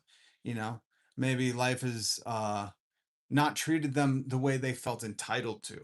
And that's really what it is. You know, they felt like, well, I'm a middle class white guy. Girls should be begging for my number. And that's not how it works. You know, have a little personality, have a little charm, have a little bit of character, stand up for something. Don't fucking be a dick to those who are vulnerable to you. You know, you don't see too many girls into the guy who kicks puppies. Let's just put it like that. And that's who Andrew Tate is. That's who these people are. You know, and that's the one thing Jubilee brought us. Jubilee brought us something good out of all that brain rot it was disseminating into the internet. Was there are some guys that are just like, yeah, I'm fascist. I guess I am. You know, and he laughed about it, then lost his job, then made a GoFundMe, and then all the other fascists supported him. Because fascism is a profitable grift. Because if you don't think, what were we just listening to? Mark Andreessen? If you don't think what Mark Andreessen is explaining with flock cameras isn't fascism, just explain to me how it's democratic. Who's the independent oversight committee that will decide when flocks should be used, how that data should be used, and how they're surveilling us? It doesn't exist. Tech companies, the place you work, this is why I love socialism. The place you work is a fascist dictatorship. Your boss comes in, says rules have changed, and this is what it is. And you go, yes, sir. Or you have a union and you go, we got to bargain over that. That's why I love socialism, because it puts the hands back into the power of the people. It's more democratic than whatever this fucking capitalist market is. But some of those people who've been conditioned their whole life to go to work, say yes, sir, hopefully get a 2% raise that way, way, way underpaces inflation, and, you know, struggle just enough, but not too much. You know, they don't want to feel too much because then they get angry. And once it affects them, then things need to change. But there are people out there that just haven't openly embraced it. And then there are people that do openly embrace it. You know, and most of those people, here's the other thing that I've learned about fascists is they never want to, like, that was the beautiful thing about Jubilee, that white dude, that overweight white guy that was like, yeah, I guess I'm a fascist, and lost his job. They usually don't come out that openly, you know? It's just like all the times where these companies are like, oh, we had no idea that we were poisoning the water. What are they going to say? You know, what are they going to say? Yeah, we built the pipe into the stream. Of course, we got to dump our liquid iron, lithium iron fucking batteries somewhere. You know, we're not going to dump it where we live. We're doing it in these poor peoples who can't afford a lawyer or a lawsuit to fucking clean it up. They're never going to come out and say it. And that was the beauty of Jubilee. That guy, like, he felt emboldened enough to expose who he really was. And it's the thing I've learned about the fascists in the comments, why they don't bother me, because I've been telling them for over 2 years now.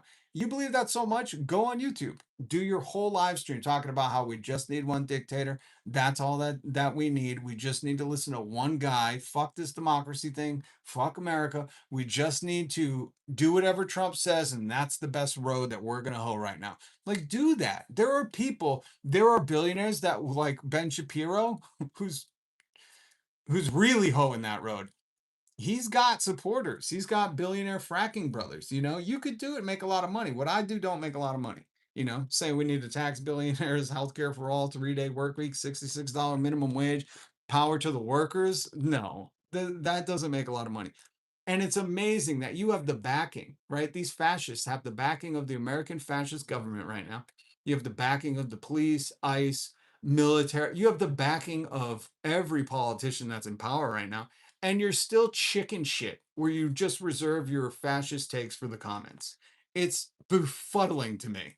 The most dangerous thing you can do in a fascist state is come out and talk against them, and you're all in the comments like, "Ah, you dummy! Whoa, what a chicken shit! Oh, no, no!" You talk so much trash, but you understand you are the sheep. You know what I mean? Like you have it easy right now, man. MAGA hat's got it easy. Maybe not in the neighborhoods, but you know, to the government who doesn't recognize you, you got it easy, bro. They just created a slush fund of 1,776 specific number 1776 in the 250th anniversary of this country. It's 251 because the revolution started in 1775, but they won't teach you that in school. They started a slush fund of our money to potentially pay you. You know what I mean? Like you have it so easy right now. And I've never met a bigger batch of fucking complainers than MAGA, man. Always got to be victims.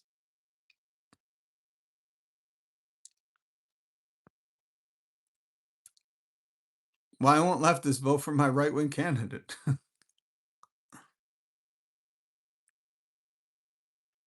Boston, your mods don't have a leftist ideology. What is a leftist ideology? Your channel can't grow like you want it to when your mods don't have the same ideology.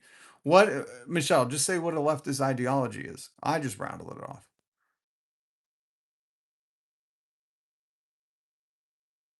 No, John, nobody becomes a billionaire because somebody bought something they don't need. This is what I mean. If you truly think that, like, just do a little research. Do a little research in the wealth gap, when unions really came out of favor in America, how hard companies will union bust, how much unions make compared to a local company. If companies are in the same town, unions will usually make 12% more, 15% more. Look at how Amazon and all these tech oligarchs pay and treat their workforce. And it's stolen wages. They're underpaying their employees so they can get billions. It's not because we're overpaying for products. It's because the people that are doing the work are underpaid severely. And that's not like my opinion. This is common news. This is like easily Googleable. Ugh.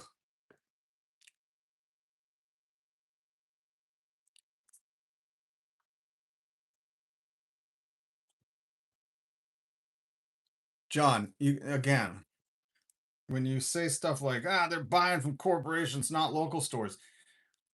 I feel like maybe you're from 1999, you know? I feel like maybe you're watching this in 1999. You're like, "Man, just go to your local Papa Gino's or Kmart." It's like, bro, the whole game plan, Jeff Bezos said, I fucking played the clip the other day. He's like, "Our whole goal is to be the only store."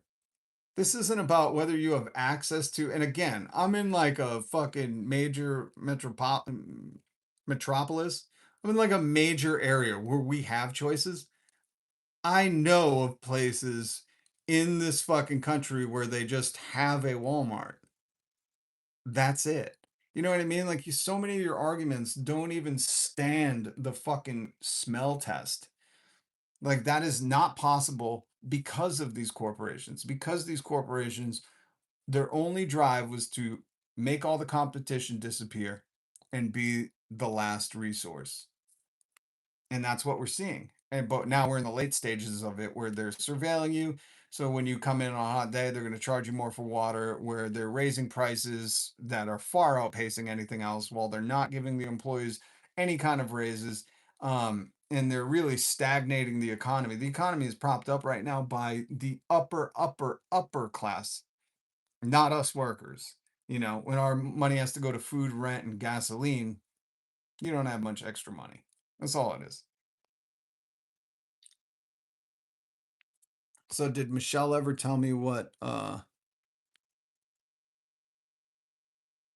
yeah. Michelle, you're not gonna say what a leftist is? The chat has become about dunking on each other. We're cooked. Well, I think that's kind of YouTube in a nutshell. But I try to tell the mods all the time, man. You know, don't worry if these people are, I don't know how to explain. I guess it's just life experience. You know, life experience has taught me that talk is cheap, motherfuckers. Not even life experience. DMX, really, back in the 90s, taught me a valuable lesson. Talk is cheap, you know? Look at Donald Trump. He just says whatever he wants, whenever he wants, about whatever he wants. Like, that dude just says anything. He literally is fucking Mr. Say Anything, you know? So I want my mods to be more weathered when it comes to people who come in that are saying some, even when they're like, I don't know. That's why I say slurs. I will not tolerate blatant racism, misogyny, homophobia, transphobia. I cannot tolerate, I won't tolerate that. So I say outside of that, who gives a fuck what the chat's doing? You know what I mean? Like, let them go on. And I really, that's, my mods have to understand that too, because I agree.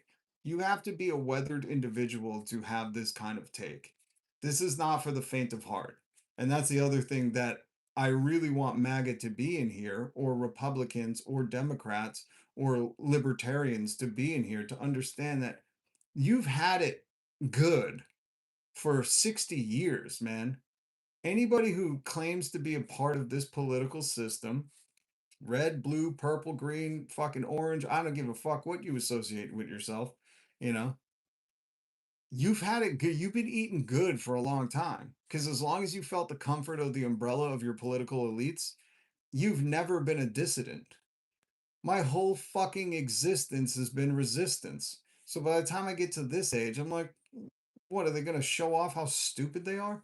You know, like, let them say some shit. The time, and this is why I tell them, go do a live stream, because the times you have to combat it, okay? And this is what I try to do. The times you, hey, what's up, Charlie Kelly? Good to see you, man. Here are some apps that will connect you to local farmers. Farmish, local farmers, farm to people, locally grown. Cut out the middle band power to the, cut out the middle band. Is that cut out the middle man or cut out the middle band? Let me know, Charlie, if that was a mistake. Power to the people. Love you, Charlie. Thank you for the super chat. Good to see you. You always cheer me up. Just seeing your avatar cheers me up. No, consumers aren't choosing Walmart, man. The whole thing with capitalism is they don't give you a choice. Walmart puts stores out of business. That's their whole fucking, that's why they were like, we got the lowest prices. Because we're underpaying our employees and we're fucking driving the competition out of town. They tell you, this is what I mean. It's like, bro, just look up Jeff Bezos on Jay Leno. Okay, just look that up on YouTube. Jeff Bezos says this. He's like, we are notorious. We are famously known for losing money for our first whatever years of existence, and we're doing that on purpose because we're undercutting the competition to gain dominance in the market. This is not like a theory. This is what they did.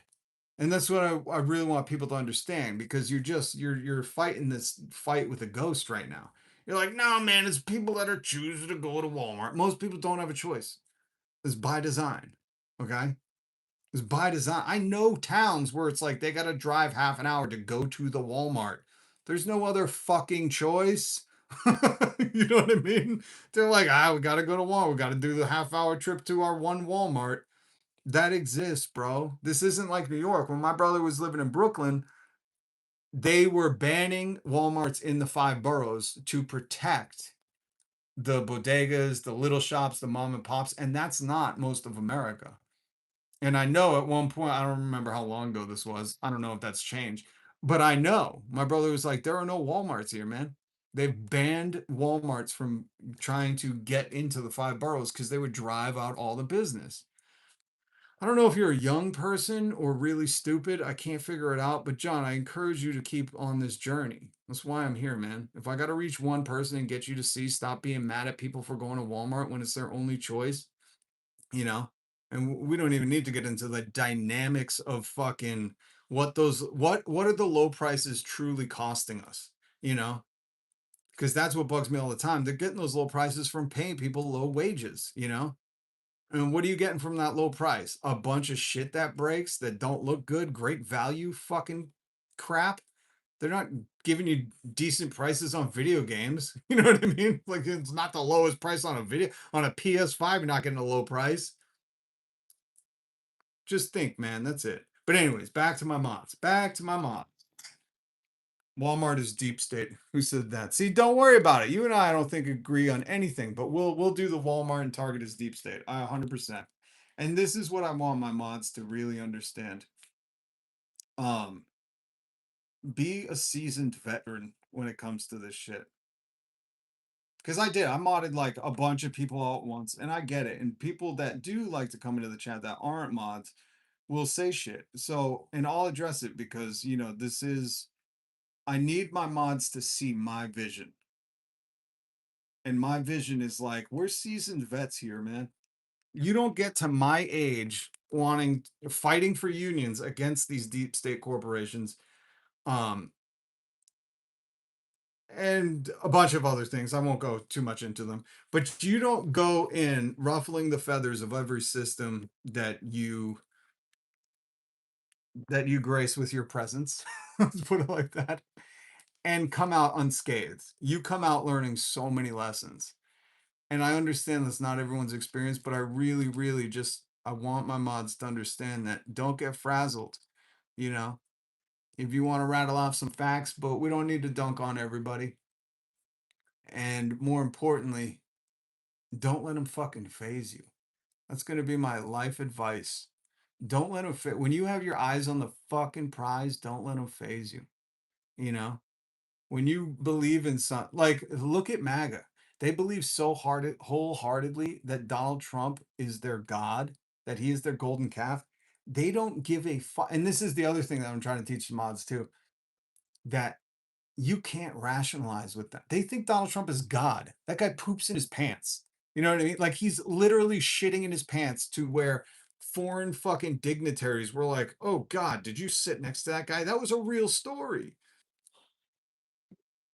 So when they worship something like that, you have to see the humor in it, you know? And you have to also understand, like, they're not here for facts. They're not here to, you know, whatever. And treat them with the kid gloves that they deserve to be treated with, you know? And just know that, like, these motherfuckers, man, they were so happy to get some God on earth, you know, that, like, this is it for them. There's nothing after this. When Trump goes, what do you think? You know, they try to find another, they're going to be crying like the fucking North Korean women on the side of the road. They're going to be, you know, there's nothing after MAGA. You know, there's nothing. I mean, it's not going to get better for us, but I'm just saying, in their heart becomes empty once MAGA disappears. That's all it is.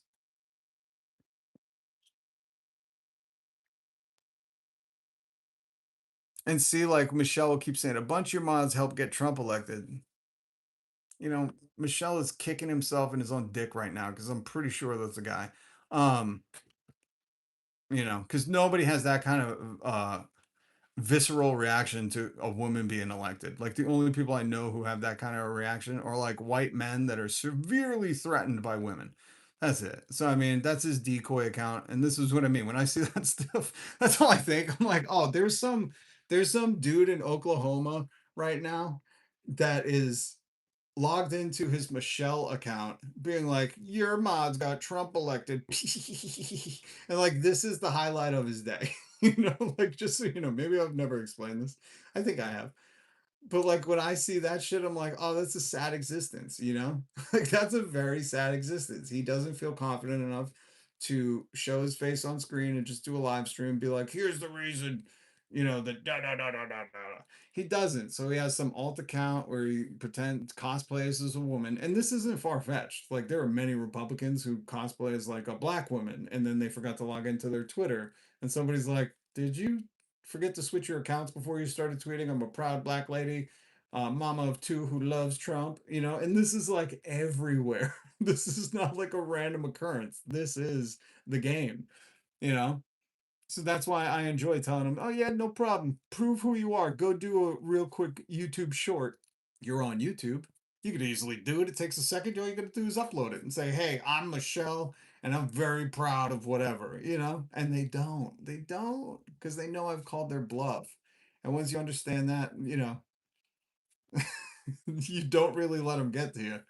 You're like, hey man, you got to go back to your Call of Duty game in a little bit, don't you, to go say the N-word somewhere? Like, that's what it is. That's his existence. And then he goes to work and has to work, you know, near one diverse person, and all day he's seething. That's it. That's what I tell you when, you know, listen, if you think these people are going to get you, Rob isn't preaching a democratic narrative. Hell no. But that's the thing, you know, these people are they're like glitched brain. They can't move on. So that's more important with my mods. I would want my mods, I'm glad we're getting to address this. I would want my mods to see those people and then ignore them. You know what I mean? Like when they keep saying the same thing, you don't even have to delete them. Let the engagement happen. But I would just ignore them, you know?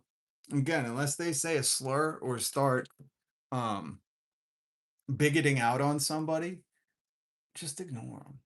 You know, let them keep saying the same thing to no avail.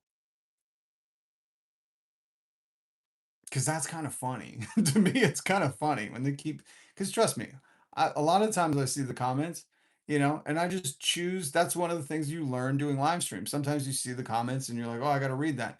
And then you teach yourself, I could just make up whatever they're saying, make them sound as stupid as I want. Who's going to know? Or you just ignore them. And it drives them nuts, man. Because they don't have the fucking bravado. They don't have the courage to do their own live stream and endure the comment section. They don't. If they did, they'd be doing it by now. You know, I've been telling them for 2 years, go and do your own live stream. If you're so mad at me, you know, speak your beliefs. Do you believe in free speech? Go ahead. Go ahead. Come on.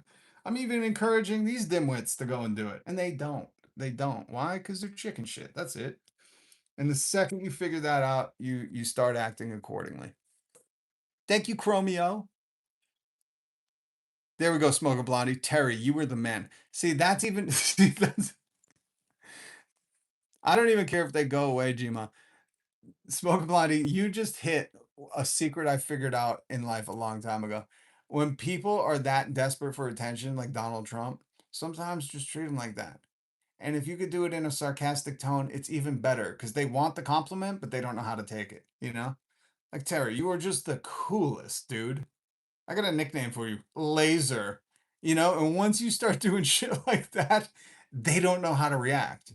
Their whole fucking existence is like, I gotta trigger the libs. These are liberals. And I don't want my mod being like, we are not liberals. You're taking the bait. I want you to be like, we're the most liberal. And Terry, you are such a handsome MAGA. I bet you're not even bald. You know? Like, if my mods can in unison do that shit, that satirical fucking sarcasm, that would be the most amazing thing for me. Because then we're starting to operate like a finely tuned, well-oiled socialist machine, you know? Just feed them what their parents never told them, you know? Just let, hey man, you were so cool. Are those all your thoughts? Share some more, man. You know? Like if you can do that, leftist garbage. Yeah, Greg, right on. All power to the workers. That's just leftist garbage. You want everybody to have access to a doctor? What are you, kind of some kind of hippie? Get out of here. Just drink your raw milk. Michelle is Danny. Danny left and came back. Danny uniquely left, oddly left, and now Michelle is here. Interesting.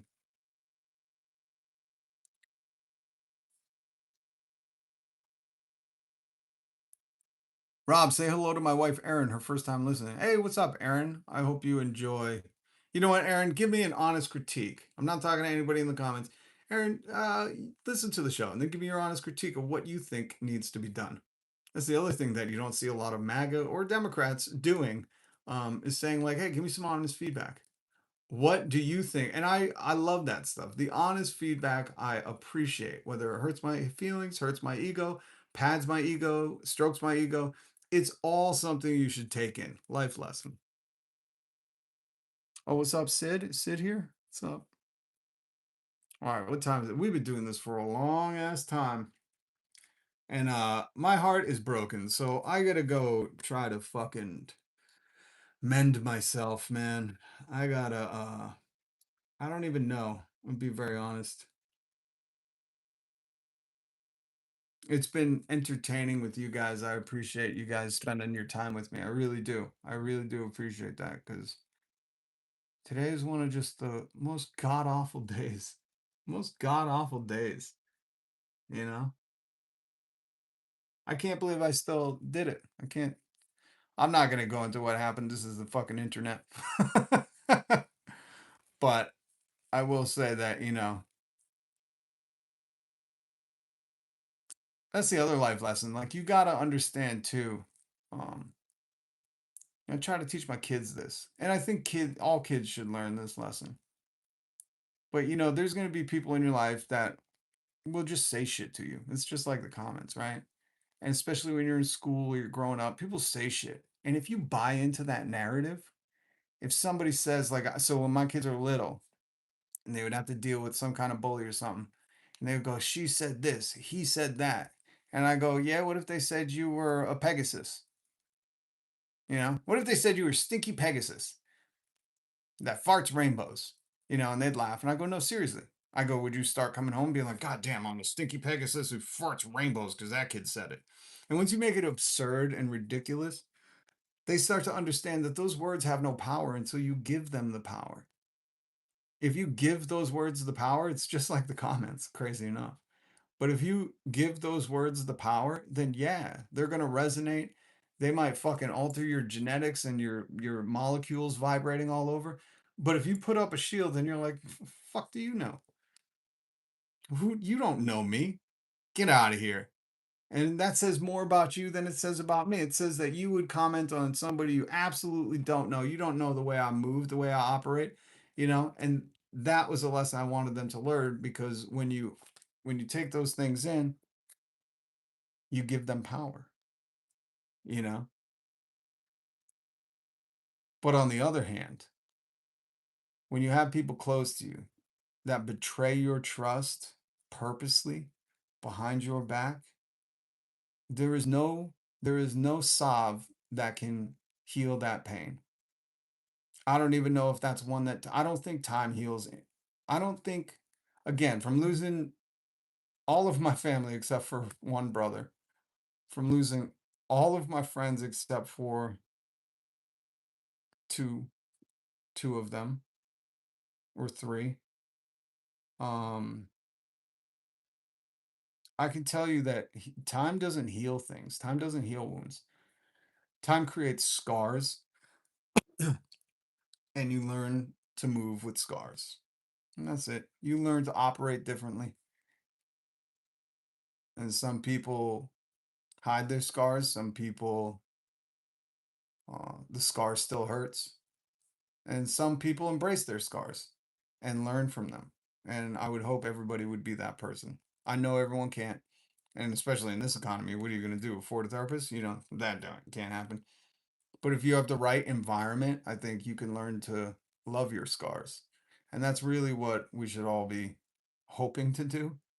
And right now, I just got scarred very deeply. Like, I don't, you know, and when that happens, you don't know how to operate. It's like when I lost my dad, I remember walking around thinking, how the fuck are people doing shit right now? Like, literally, a very young me being like, how are you food shop? How are you driving a car right? Do you not know my fucking world was ripped away from me? And when you live like that, you start to get a new perspective.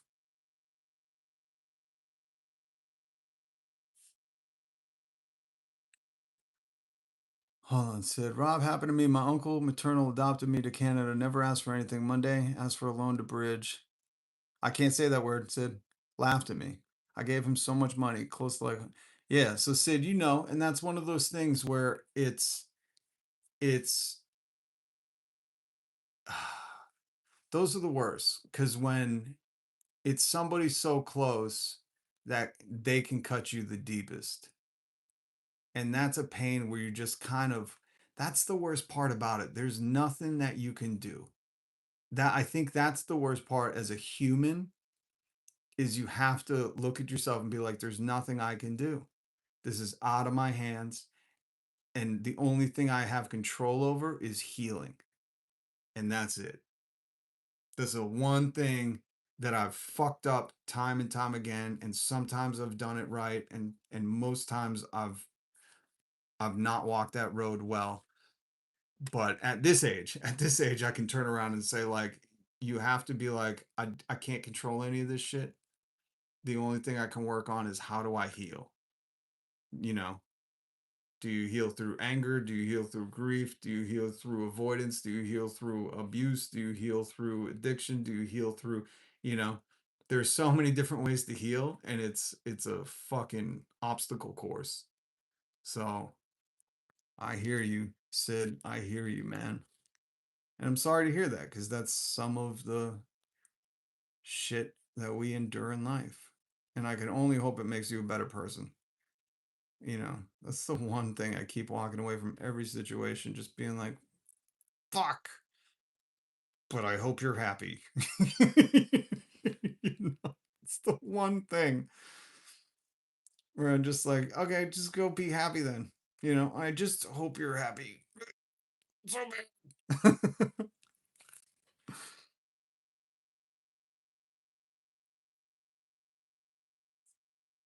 So many things can't be controlled. Wisdom is knowing it. That's true. Well, nothing can be controlled. Nothing. Nothing. But you can control your thoughts, you know? All right, guys. I think I'm just avoiding getting off because I'm scared to be alone in my mind. You ever had that? You ever had that where you're like, I don't think I want to be in here right now. Oh man, the pain hurts so bad. Okay. I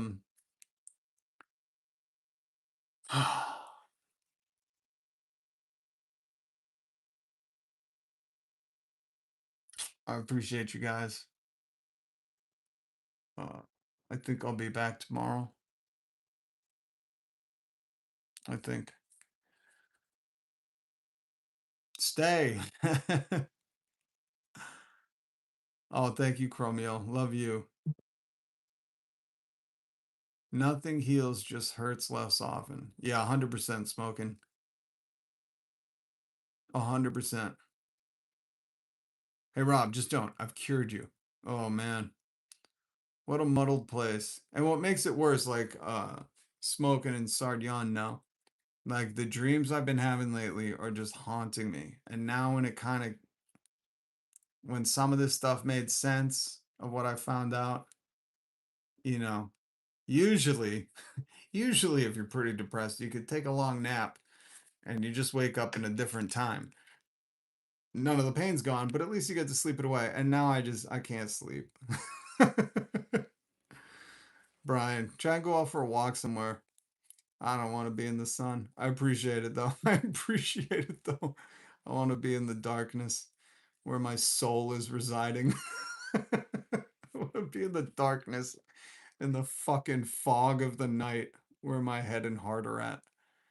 I hope for the best of you, and it does get easier. I appreciate that. I do. I appreciate that. I'm seething and bleeding it through right now because it's so fresh and so I don't know how to describe it. If you've ever had something happen in your life, like that's why I related to that video I was playing for you about that girl in Iran when she was describing when the bombs went off. And she was like, am I an orphan right now? And it's hard to describe the surreal feeling after a very traumatic thing, unless you've been through it. Maybe even like a car accident. After the car accident happens, immediately you're like, where am I? That where am I feeling that happens after some kind of trauma, where you're trying to check back in with yourself. It's a surreal fucking feeling. And it's even worse when you just gotta exist in it, you know? There's no answers, there's no anything, you just have to exist there. Like, is this really fucking happening? You know? That's also why, like, when I play the Mark Zuckerberg stuff where he's laying people off, there were people who've probably never been laid off before, didn't have the savings, didn't, you know what I mean?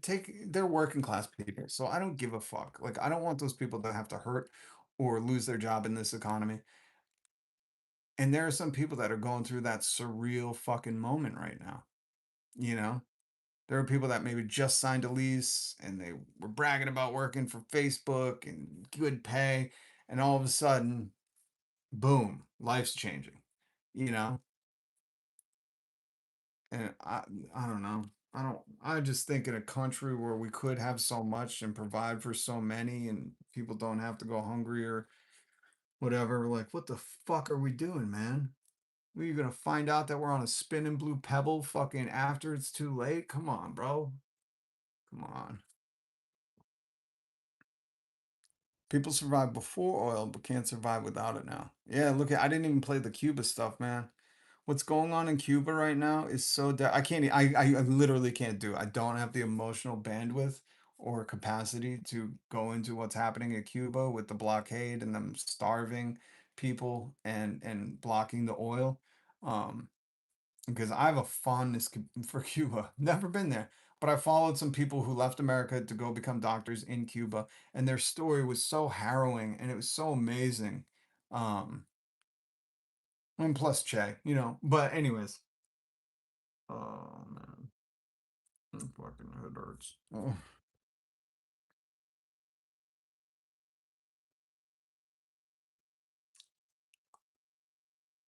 No worries, guys. Um, I appreciate you smoking mine. No worries. I'm just reeling, dude. Reeling. Okay. I'm gonna go try to be human for a few hours. And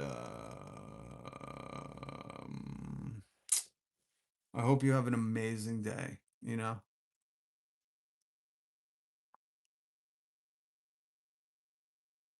Despite all the chaos. I hope you can find something like I often tell you to do, find some art, find something you cherish, and just enjoy it while you have it. Because this isn't forever, man. You know? Star Girl, what's up? I appreciate you. You as well, brother. I appreciate you guys. I can help heal you. I'm starting to feel like I'm too old to heal, man. I just gotta walk around with these wounds. Oh, god damn it. But I have such a appreciation for this is the other reason why I despise Joe Rogan, because he's just force feeding his audience shit. And I feel like, you know, you have to have more respect for your audience and value them. They're humans too, Joe. I feel like being like, Joe, your audience are humans too, man. Have some decency. So I'm very grateful because as opposed to as much as I think YouTube is muting all my videos, maybe I've said some naughty words. You know what I mean? In a fascist dictatorship, it's hard to rise as a dissident. It is. But I appreciate you guys. I appreciate you guys so much because this is the therapy I can't afford, but also we're doing a good thing. You know, we're trying to get people, and remember that, mods, please remember that. No matter how much you disagree with people in the comments, this is going to take more than just the small amount of leftists, the small amount of socialists to win this battle. We have to overlook a lot of cultural disagreements or political disagreements, and we have to try to unite as a force. And I'm not very good at that. I'm good at fucking being real sharp when it comes to what I believe in. So help like Gma does, you know, help tamp that fire down sometimes. Don't feed into it sometimes. That's how you guys can help me. Rob, you've helped me, bro. Respect. Oh, I appreciate that. See, and that's like the most beautiful thing in life. If you can just help somebody else that might be fucking real. Listen, that's what I went to one self-ending, I don't know what you can call it on YouTube. I went to one self-ending like anonymous group, you know what I mean, like they'd have these groups. I went to one of them and I could not do it. I was like, I'm not going to be able to handle myself doing this all the time, because you have to listen to all these other stories of people who recently lost loved ones or, you know, a while ago, And you have to see the stages of grief, and you have to see the duration of grief. But that was the one thing I took away. I was like, these people love that there are other people who can relate to that, you know? Like they love that they're, even though they're alone because they lost a loved one, they're not alone because they found somebody who can understand that pain. And I think that's a lot of life, is finding people who can understand your pain. So Sid, that's cool. Stargirl, thank you. I was hurt myself of forced bereavement in the past and now being bullied by someone I loved. Oh, that's horrible to hear. It's horrible to hear.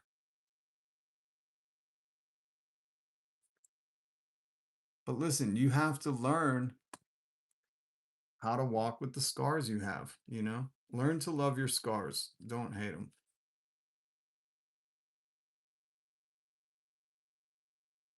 All right, guys. All right, Smoking, I appreciate you. Been along this journey with Rob at least a couple years. He's a genuinely good man. I appreciate that, Jima. Find your people would make a great shirt. Yeah, Karen, that's a good idea. I should do more merch. I have no soul left. My capacity to use my soul right now is here. I finally got some YouTube notifications for your channel today. I think we've heard the show 5 or so times, and I'm always learning and love the sarcasm. Appreciate you. That's good that you got a notification today, because I know there have been people jumping in that said, I don't hear the notifications. What's going on? I don't know what's going on, but I think because there was a couple weeks ago where I was saying a lot of bad words and they were demonetizing me consistently. I think YouTube was like, we're going to put baby in a corner for a little bit. We're going to put him in a timeout, which sucks, you know, which sucks because this is an important message. It's a counter, it's swimming upstream. Everybody right now is trying to figure out how to get along with Trump or how to build back better. And this is saying we need something new. We need something new, man. A quick talk with God helps me. Listen, I am spending 90% of my day talking to God. I got to the point where I was like, I don't know if I could keep reading the Bible every day. I don't know if I can, because it's starting to feel like I don't know. I know too many of the stories, and I'm like, I just know too many of the story. I know too many of the Bible stories. I'm like, just is this gonna get worse before it gets better? Because I don't know if I'm the guy for it. I don't know if I'm the guy for it. Max Lucado, who I don't listen to anymore, he used to say, God wants to go deeper than you're willing to. What did he say? God wants to go deeper than you're willing to go to give you more than you want, or some shit like that. And I used to be like, dude, you don't know how deep into the fucking wounds. Look at this guy. Yes, that's what, listen. And for all realness, Sid, the one beautiful thing that I've been doing is barefoot outside and just appreciating fucking I can't tell you how many times taking the dog for a walk or taking the dog out, I just stand there and I like look at the wood or look at the fucking sky and I'm just like, this is what bugs me about it is when I do that, I'm like, I don't know how people could be like, yeah, let's dig for more oil. Let's build a data center. I'm like, this is such a pristine, fucking majestic, beautiful planet we have. How are we not all in unison of like, yo, we want to make sure everybody can see a rhino at some point. You know, like who would want to see a fat unicorn with a horn? I don't get it, man.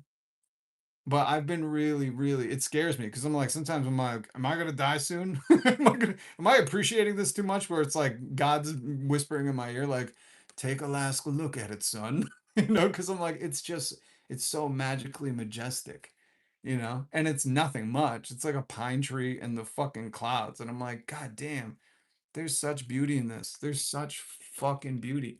Why do you think painters paint nature? It's not because it's ugly. Anyways, I'm struggling with denial. Yeah, denial is a motherfucker, man.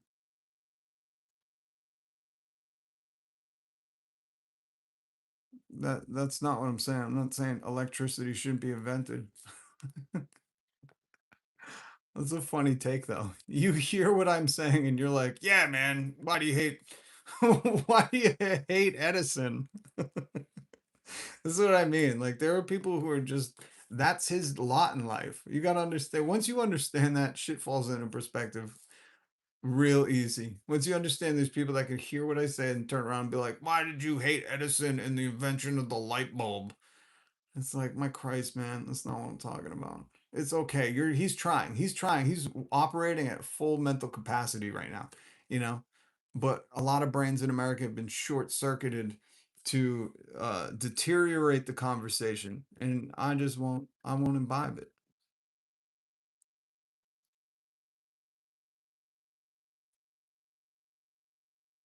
Environmental Coffee House is live. That's cool. I don't know that channel, but I trust you, Global. All right, guys. That's it from me. Hopefully I'll see you tomorrow. Much love. I appreciate your support. Appreciate your love. I appreciate the good vibes you guys sent me. I appreciate you guys. Okay. Peace.